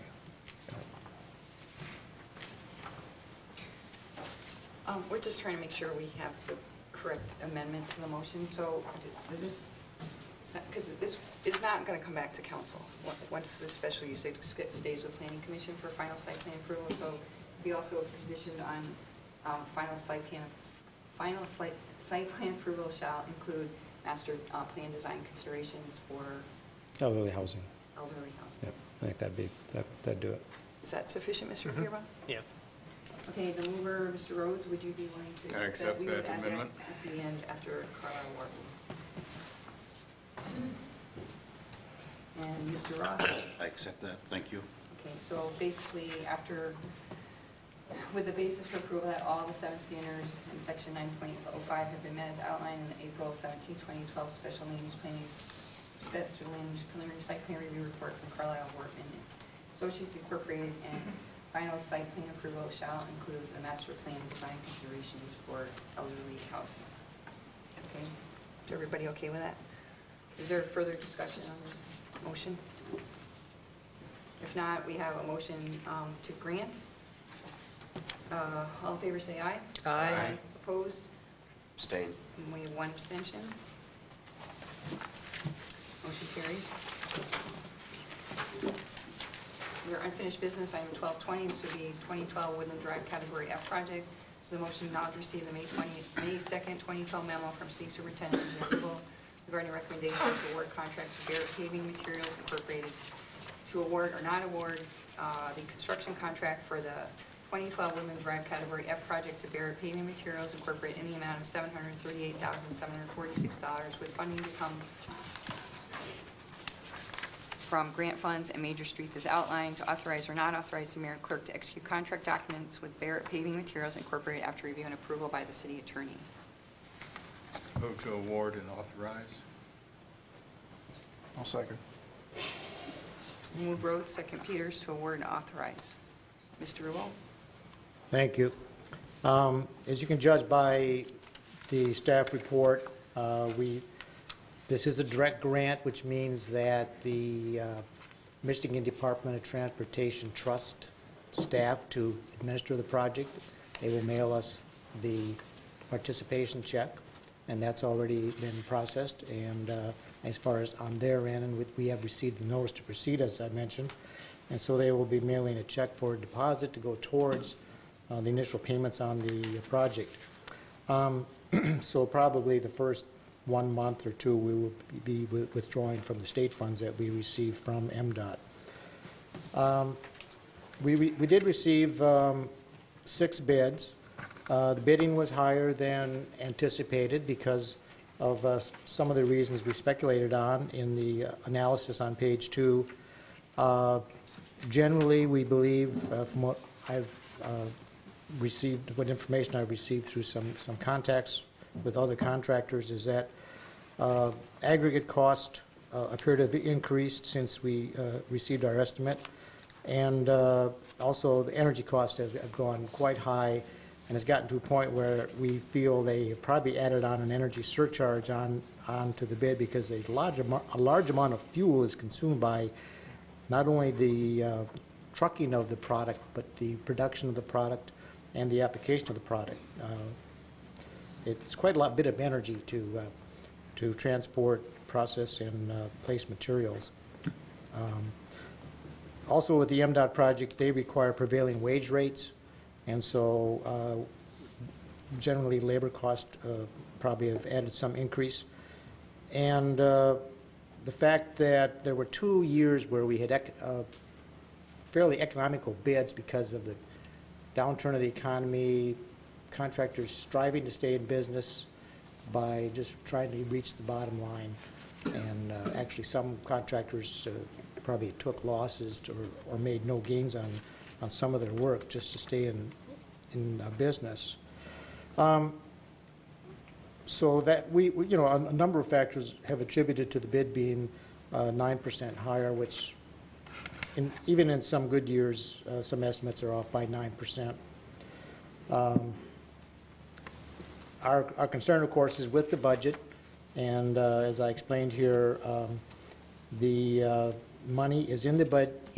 The money we can transfer from one line item to another keeps the overall Major Street Fund budget in balance without requiring extra funds, because we had more money in other project line items than is necessary for FY13, and so we can use that as a surplus for that account for the Woodland Drive project.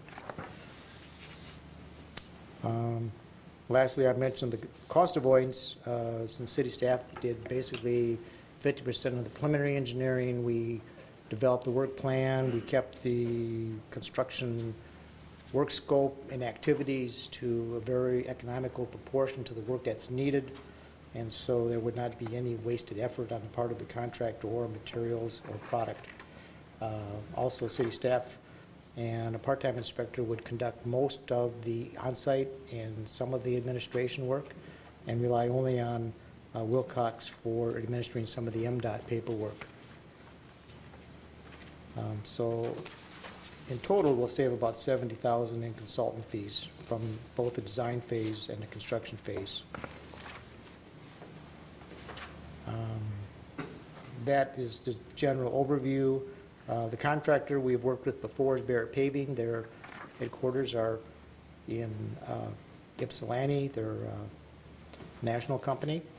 And I've met with their project manager for the project. He's very astute on managing projects and has been very cooperative and very timely in his responses. And we've already established protocol and set up a pre-construction agenda and all the items we need to discuss to carry out the project and meet the MDOT requirements. Same with Wilcox, our consultant. They also have been very helpful in the MDOT regulation process and developing contract documents accordingly. Are there any questions for Mr. Rubel? Mr. Roth.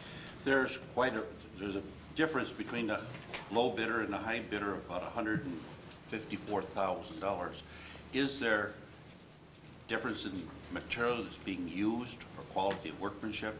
No, they're all bidding on the same product.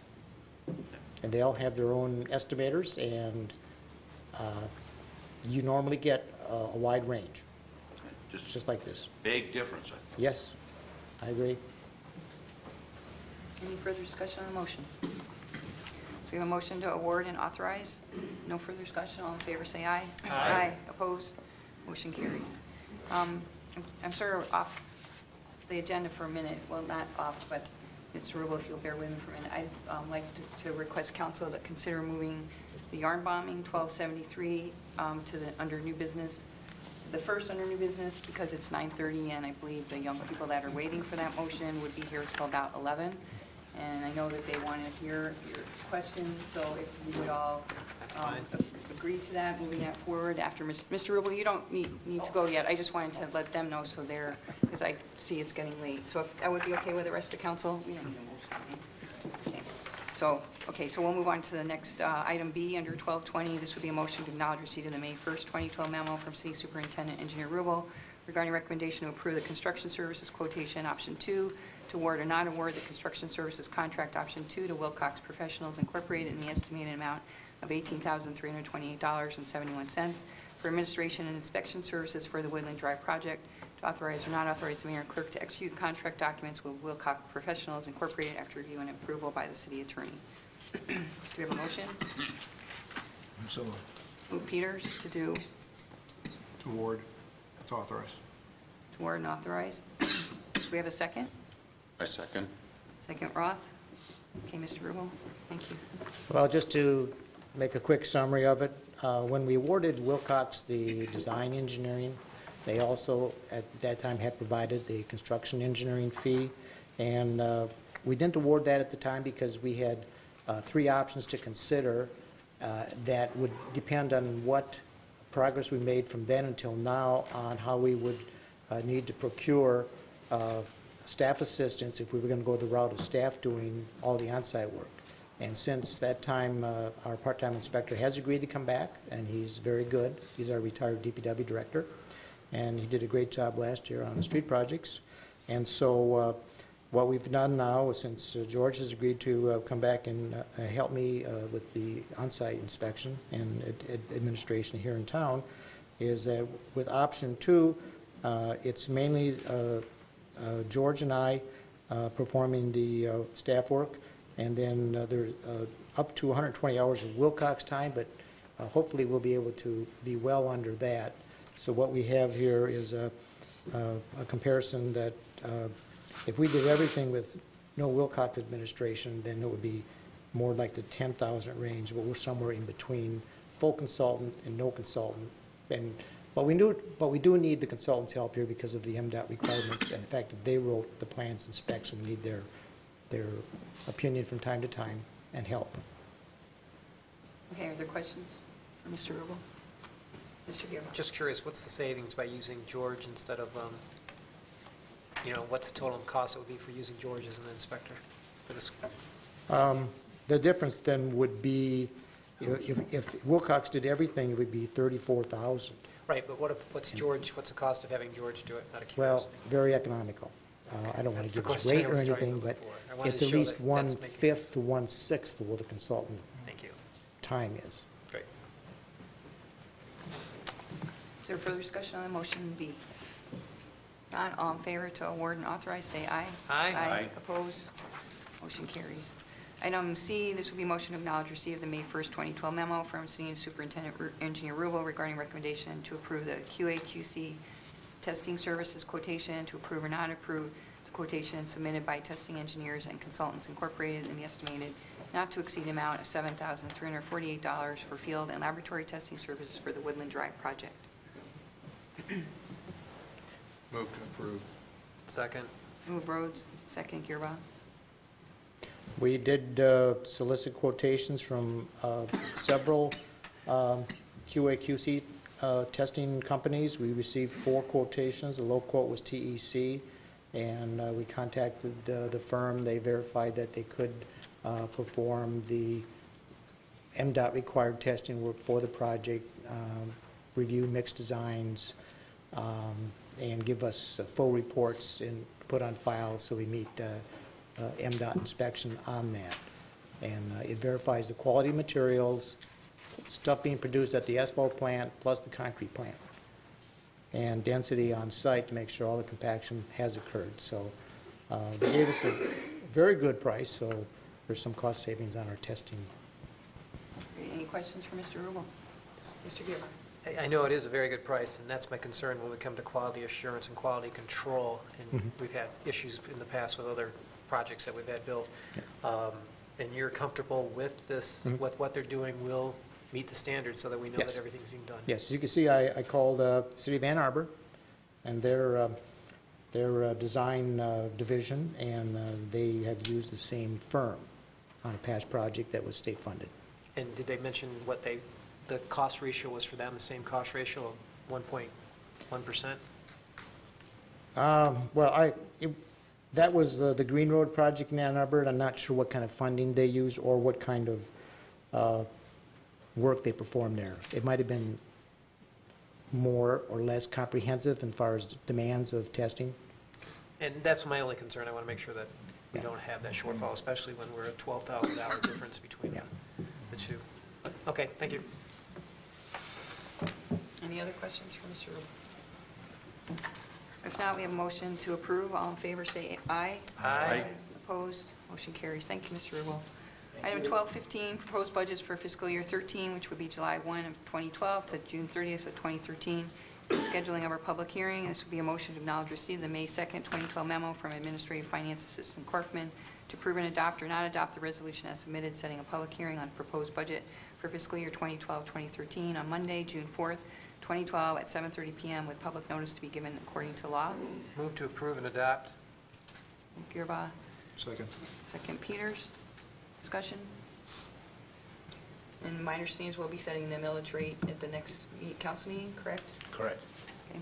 If there's no further discussion on this motion, all in favor say aye. Aye. Opposed? Motion carries. We'll move on to item 1273.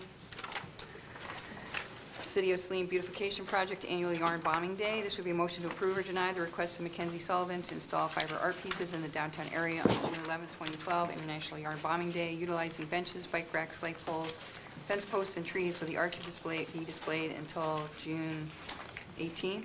That's what I heard. Is that correct? Do you want it longer than that?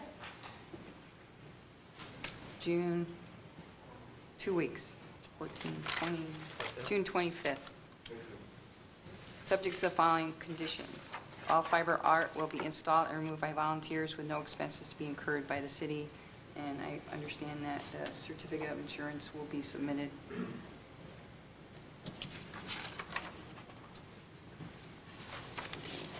And we have a mover on this motion. I'll move. You want to approve or deny this, Mr. Roth? To approve. To approve. Move to approve. Do we have a second? Second. Second, Mr. Peters. Discussion. Mr. Rhodes, I know you had some questions. Yeah, mostly just one question, and I admire Lindsay and her efforts to do this. I think it's going to be a really cool thing, but I would like to have some assurance that wherever this yarn is installed, that it will be monitored on a daily basis to make sure that it still looks good, because I could see people messing with it, or if it rains and the wind blows hard and something starts to sag, and then all of a sudden it's not the art that you wanted it to be. Correct. Okay, thank you. Is there any other discussion on the motion? No?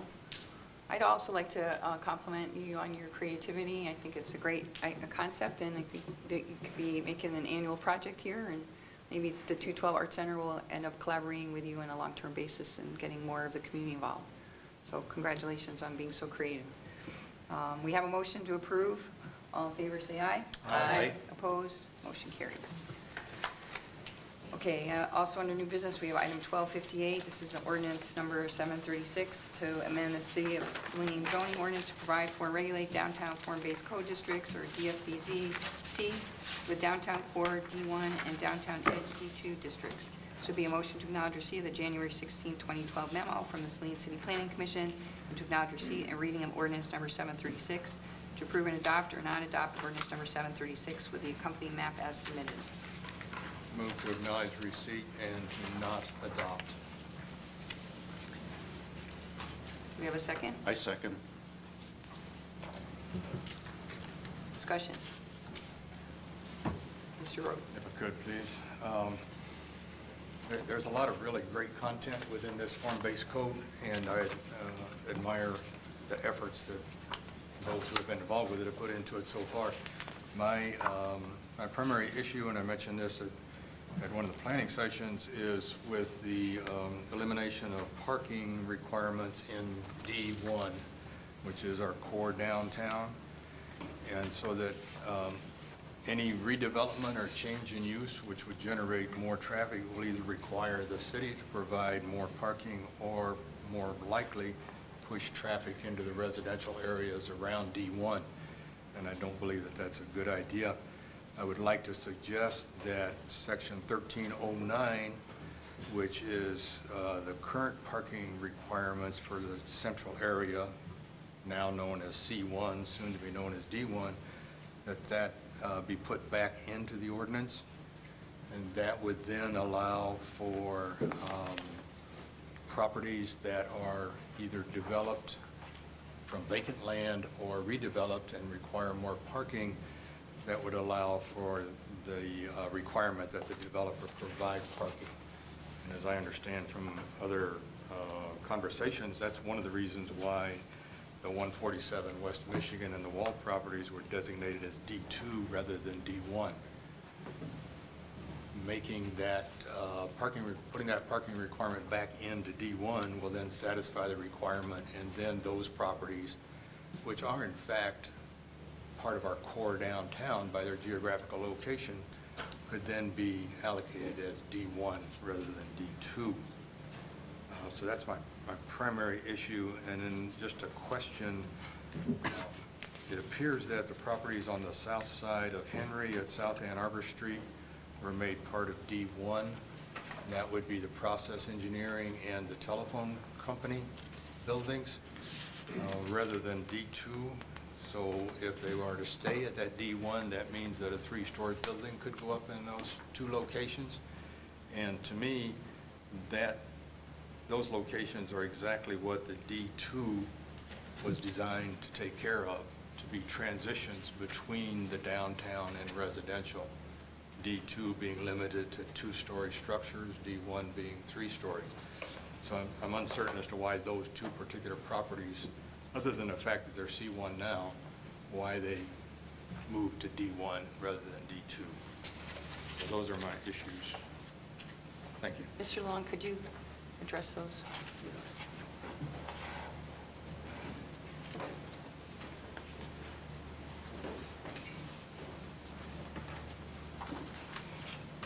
Did everybody get a copy of the map, the downtown map? Yep. I got color copy. You might want to put it Yeah, up. if you have the color one, I'd like that. And for the viewing public, we probably should put Right. one on the table so people can see it. Can they see it? Yep. Yeah, just Tim, on the table. Here on the table under that camera. Mr. Rule, could you help Mr. Lewan, please? You're getting to be an expert at that. Yeah, but you can take this color. And a little easier to see. I got it on planning. Yeah, that's right.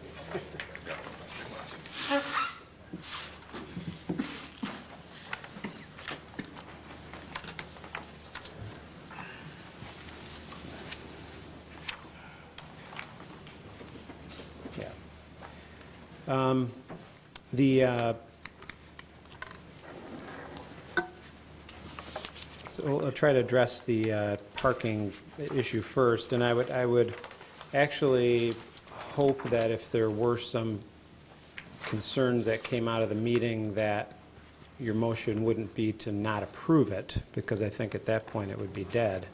But I think I would hope your action would be to send it, either postpone it at the city commission level or city council level, or send it back to the planning commission for additional work. Because since you're the final adopting body, if you approve, if your motion is not to approve, it's dead. And Those are the only two choices given. and the ordinance would not be approved. So if there's some additional work, which that would be perfectly fine if there was, it would, and if you wanted it to go to keep going on, a good motion would be to send it back to the planning commission or postpone it here at the city council level. The parking issue, and really to give just a brief background, because I know I've talked about this, and I actually did a presentation to the city council not that long ago about the preferencing survey that we did. And form-based code is really a way to introduce a lot more uses to the downtown than are permitted under traditional zoning. Traditional zoning does a really good job of separating things. It doesn't do a real good job of allowing mixed uses and a lot of things to occur in the same space. And if you think about how downtowns have developed over time through history in Michigan and other states, downtowns mostly were built up before there was zoning, or there was maybe very minimal zoning. And so you have things like zero lot lines where buildings are butt up right against each other. They're very close to the street. There may be no parking standard or very minor parking standards. And so traditional zoning, when you try to apply it to a downtown area, it sometimes has the effect of stifling or limiting new development in a downtown. So this idea of form-based code has come up where it emphasizes, or the emphasis is more on the form of the downtown, and that is trying to create or promote a traditional downtown, than the use of downtown, or the uses. So instead of us looking at, Gary and myself looking at, hey, there's a new use coming to town, does that use fit in the district? We're more interested in is what's the building going to look like, how is it going to function, is it meeting the intent of the master plan, and things like that. So that in a nutshell is what we're trying to accomplish. We're really trying to open up downtown a little bit more to new development and new uses. So that being said, the issue of parking is it's an issue that the Planning Commission did discuss at some length during our commission meetings about which direction we wanted to go. There's a couple of different directions you would consider, or you could consider with parking. One is to leave, to require parking for any new development, or have some variation of that, kind of like we do now. And if you require parking, basically any new use, or even as it's currently stated in the downtown area, any new use that's more intense than the previous use would have to provide the required amount of parking. There are some problems physically with that kind of requirement, and that's what the Planning Commission kind of wrestled with, is many of the downtown parcels or downtown lots simply don't have the space for parking. Greenfield sites or sites east or west on Michigan Avenue or other places, especially township sites, if you imagine just a green field, have plenty of area to put a building and parking and setbacks and landscaping. Traditional downtown doesn't necessarily have those spaces. And so that was one issue that the Planning Commission considered, although that certainly a legitimate ordinance. We want to make sure parking is there, so we require parking, and then the developer or property owner simply has to accommodate it somehow.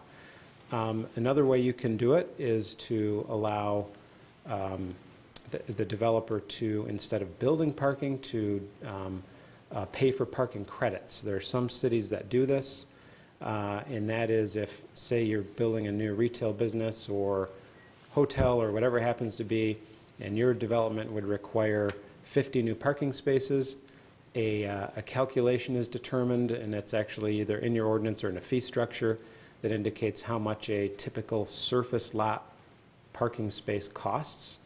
And it's usually, last time I did this was in the neighborhood of about $4,000 if I remember correctly. And that, that includes land and grading and paving and all that stuff.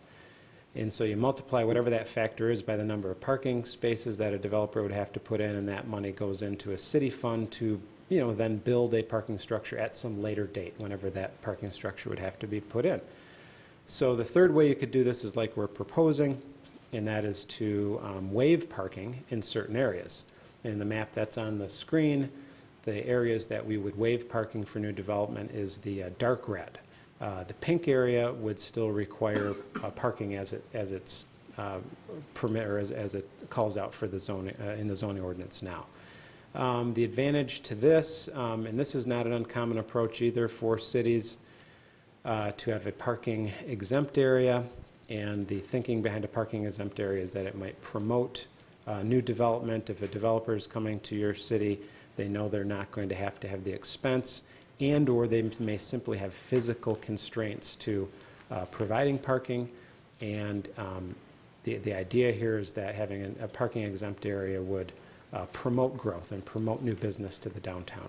So those are the three approaches. I explained these to the Planning Commission. The Planning Commission decided to go with the parking exempt area. But that being said, of course, we would consider,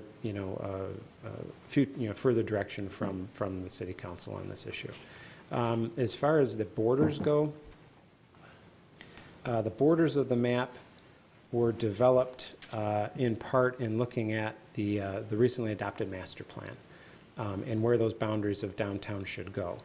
And again, kind of similar to the parking issue, we certainly could look at amending parts of this map, and that would not be that would be a very simple change if we wanted to do that, to change some of those to D1 or D2 or however you wanted to mix and match that. But again, as we are sitting here today, the Planning Commission, city staff have reviewed this map on numerous occasions, and this is the layout that was recommended by the City Planning Commission at this point. So again, part of the process, and it's not an uncommon process, is that if there are concerns or issues by the elected officials, that those issues and concerns could go back to the Planning Commission for further consideration. And I guess I'll just... Could you speak to why that 147 site is a D2 and not the properties across the street? We did discuss that this project had gone, obviously gotten site plan approval previously with parking, and so there was some conscious decision on our part to put that into the D1 section to require parking for development in that case. They had, if you remember correctly, they had underground parking, and they were accommodating really our city parking standard.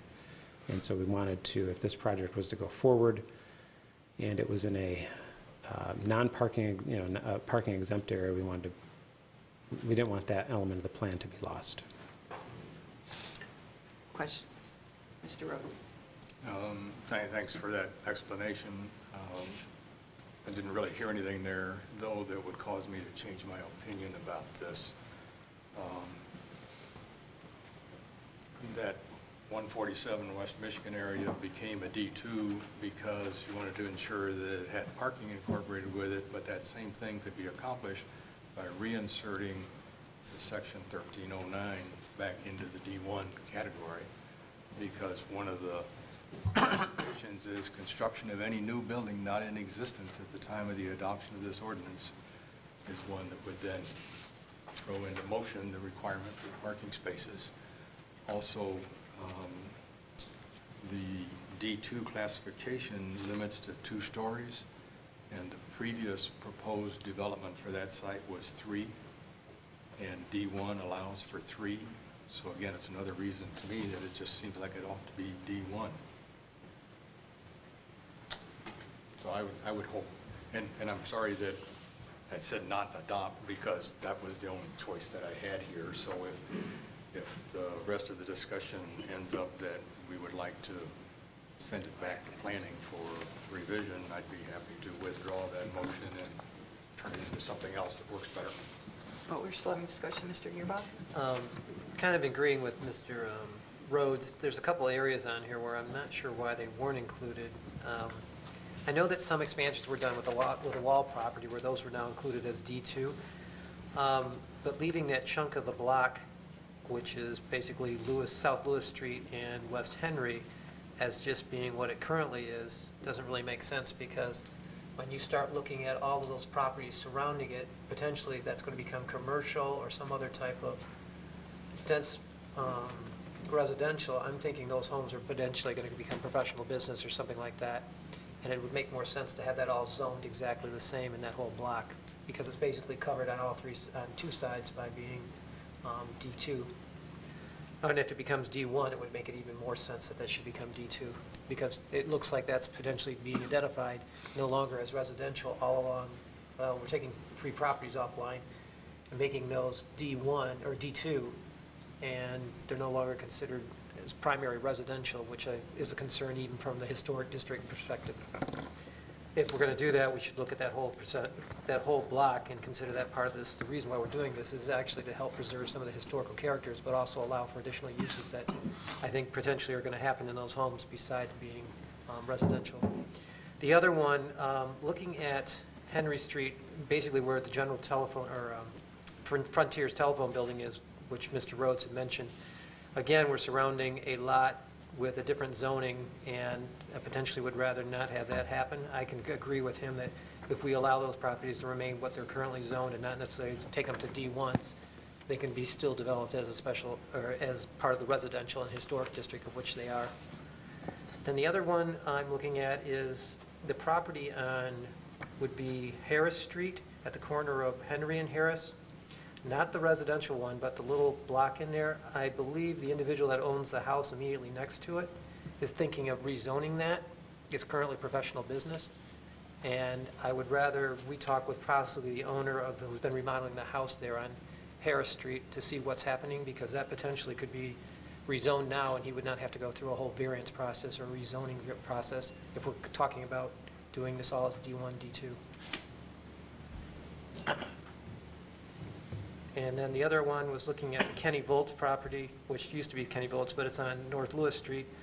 I'm not sure, again, why that one, I had asked this at the other meeting, why that one is going to D2 when around it is mainly residential, and I would think that we would want to maintain that as residential. And even though I know it's a permitted use there, this D1 gives it more of a consideration that it's going to be used for some kind of commercial or some type of business in the future.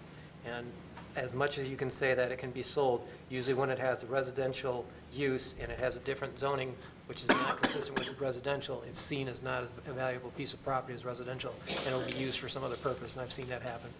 So I was looking at, maybe looking at what the primary uses are surrounding those particular properties on Lewis Street, and basically trying to make sure that whatever we're doing is keeping the zoning very condensed and included in its boxing or however it's being set up.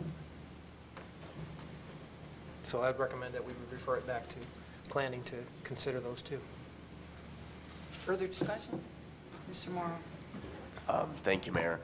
As one of the Planning Commission representatives from Council, I would be amenable to referring this back to the Planning Commission for the exclusive purpose of considering some D1 versus D2 classifications or reclassifications.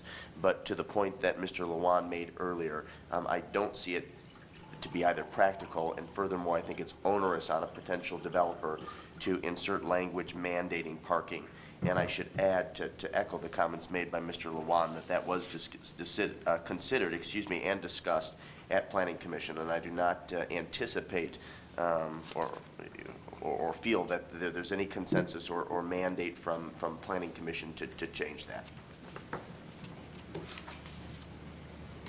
Further discussion? Well, it seems that there's enough votes that are unhappy with this proposal that it should go back to Planning Commission. So, Mr. Rhodes, if you would like to change it to not adopt, to refer it back to Planning, you can try that route, see where it ends up. I would so agree to changing that from not adopting to return to Planning Commission for further review. Okay. Mr. Roth? I will second that. Okay. I think we need to have another joint meeting because I think there's definitely some differing opinions between the two bodies, and if we're going to get this ever adopted, we need to resolve that. Sure. So, at any rate, we have a motion and a second to send it back to planning for review. Is there further discussion on this motion? All in favor, say aye. Aye. Opposed? Motion carries. Item 1259, ordinance number 738, an ordinance to amend the City of Saline zoning ordinance to provide for and regulate home-based business districts. This would be a motion to acknowledge receipt of the April 10, 2012 memo from Saline City Planning Commission and the March 14, 2012 memo from City Superintendent Engineer Rubel to acknowledge receipt and reading of ordinance number 738 and to approve and adopt or not adopt ordinance number 738 as submitted. We have a motion?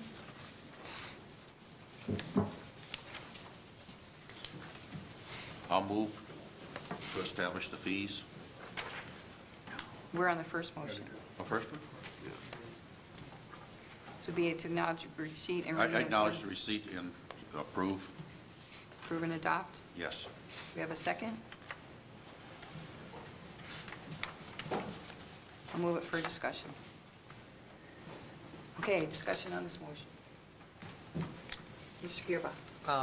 I have a concern with the two-tier section altogether. I just don't believe that we should be encouraging that type of business, that size of a business in residential areas and homes, because we've already had concerns and issues with people operating aspects out of their homes where they've had storage on the outside, and some of this, I just don't see us being able to enforce this. And in addition, I think some of the fees are going to be highly out of whack with what people would be able to pay for running a home business.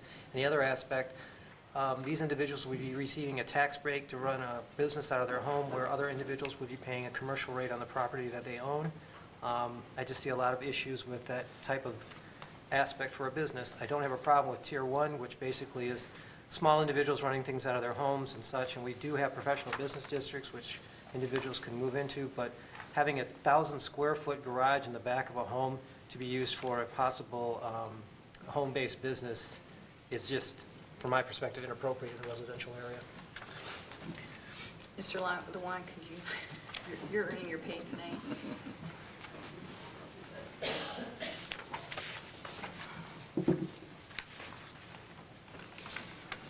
Yeah, this came before the Planning Commission, and there was some discussion to open up home businesses to allow a little more economic use of people's homes, to allow a little more opportunity for folks. And so there was some discussion, currently, under the home occupation standards, which essentially are the Tier 1 standards. I mean, that's currently what's permitted in the city. There was some discussion that maybe this is a little too restrictive for people trying to use their homes to do business. So Gary asked us to look at what we've done in some other communities, and we have kind of tried to establish in other places this sort of Tier 1 and Tier 2 format. The key to this is that the Tier 1 format is permitted, by right. The Tier 2 is a special land use.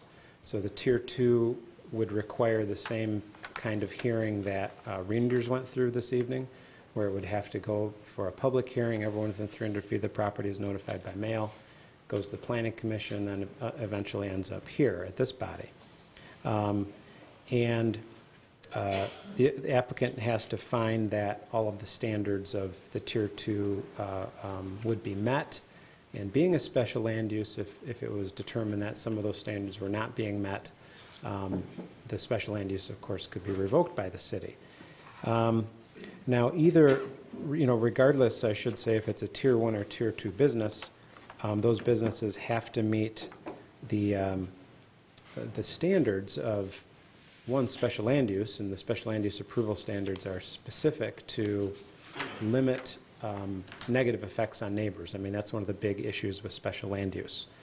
And home occupations in particular, we really aren't trying to, I should say, the perfect home occupation is something that you don't even know is happening in your neighbor's home. So although we would allow someone to use an accessory structure, I mean, they couldn't be operating machinery or things that were loud or obnoxious to the neighbors. Some people might need that space for storage of something they might be selling, whether it's direct marketing or who knows what, but the 1,000 square foot certainly wouldn't be for like auto repair or anything like that. Those are still commercial uses that would be required to be in a commercial zone. The way this is written, it's just opening up more of the property for use by a home occupation. This also would allow a single employee to be allowed, of course, at the city's approval, and it would allow the parking of one small commercial van on the property when recommended by the Planning Commission. So, this is a departure from your current standards, which are, I don't want to say strict, but pretty typical for home occupation standards. But this is an effort, as requested by the Planning Commission, of my office to come up with something that might allow a little more use for people who are trying to do home-based businesses. So, again, that's the explanation. And if if you simply don't agree with that, then you don't agree with that, and that's fine. But you're indicating, so like a lawnmower repair business or a bicycle repair business would be considered commercial and not allowed? Well, it would, of course, we would review the particular use. And a bicycle repair business, as long as it wasn't generating traffic and other issues that were not out of character with the neighborhood, may be permitted. I would imagine something like a lawnmower repair business, just by the nature of having to test motors and things like that, probably would not, the running of small motors would not be in keeping with the character of a neighborhood, all day long. Someone storing materials in a facility, maybe using a step van, maybe them just coming and going every day, getting UPS deliveries, something you normally see with the home. But we're not promoting a use that would generate more traffic than you'd normally see at a home. We're not promoting, this doesn't promote a use that promotes more noise or glare or smoke or anything like that. The whole key to a home occupation is that it blends in with the neighborhood, and that would be really the goal and the duty of the Planning Commission to make sure that was met, and then ultimately this body when it would come to you.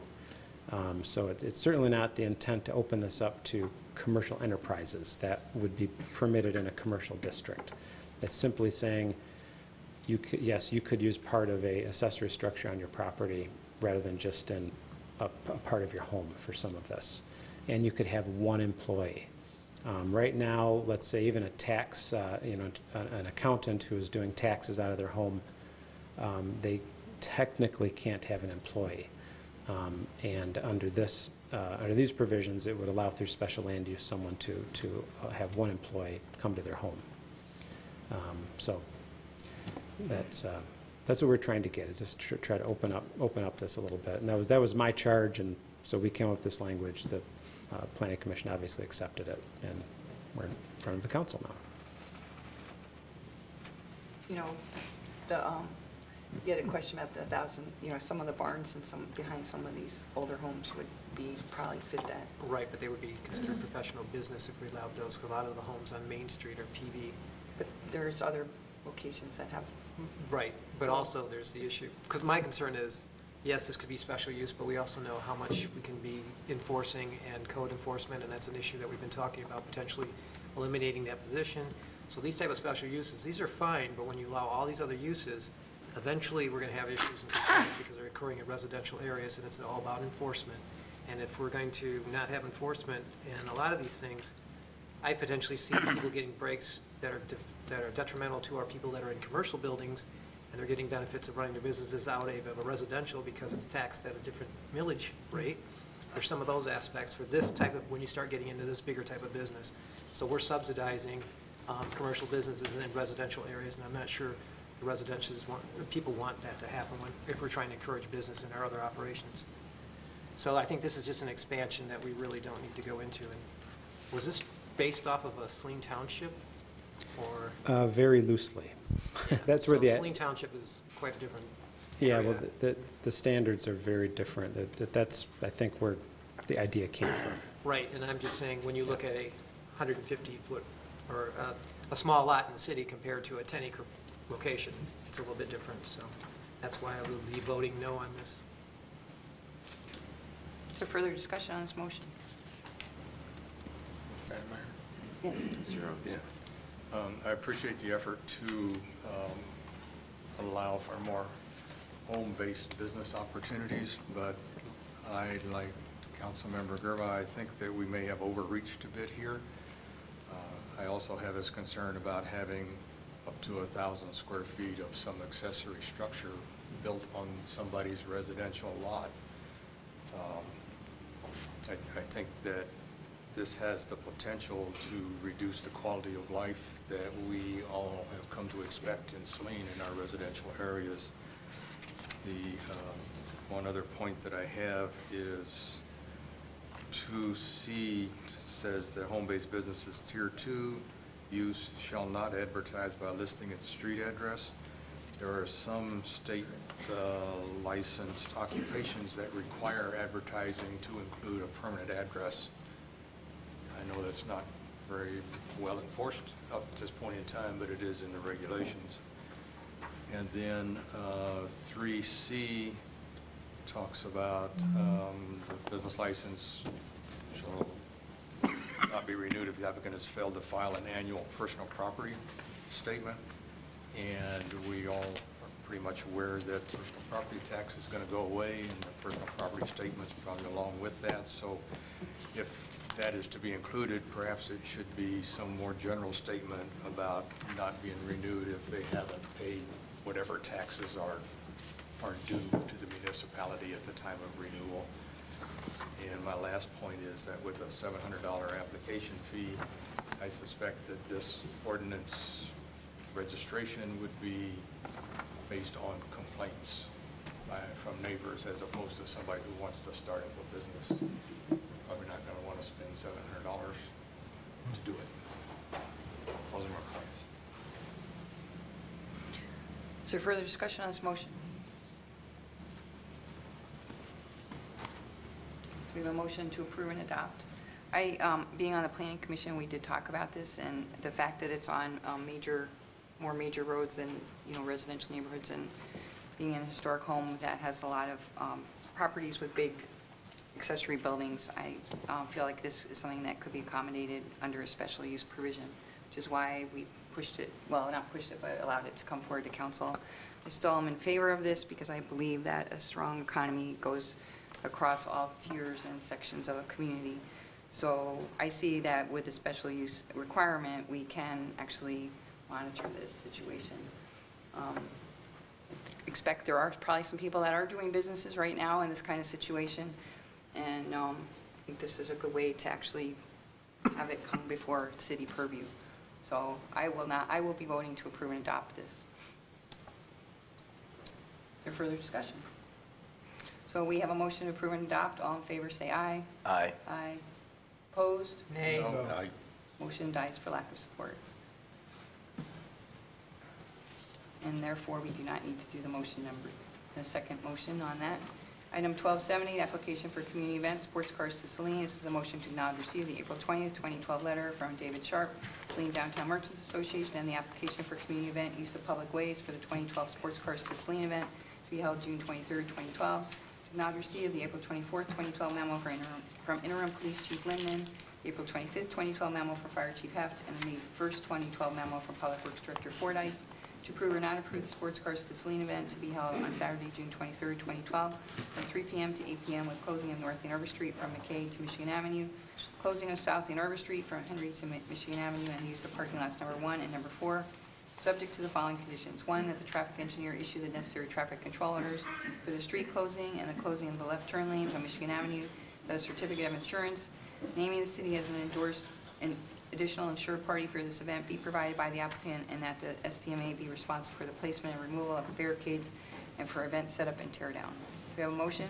Move to approve. Second. Move Rhodes, second Gearbot to approve. Discussion? I know Mr. Sharp is in the audience. Thank you for staying till this late hour. We really appreciate you bringing this event back to town. It's been very well supported in the past, and we're glad that you're doing it again. Is that this Father's Day again? It's the Saturday following. Saturday following, okay. Well, actually, I didn't see, okay. Is there's no further discussion? All in favor say aye to approve. Aye. Opposed? Motion carries.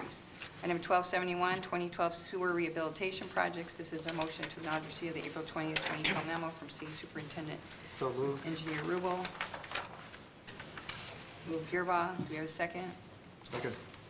Second Peters.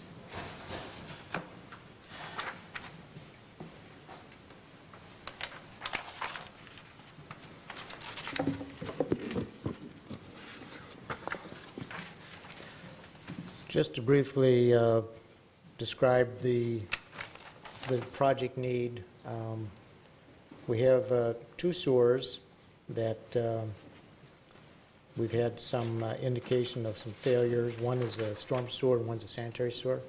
Storm sewer being on Rosebud Lane and the sanitary sewer being on Tower Drive. We had the sewers televised and provided some analysis for it, and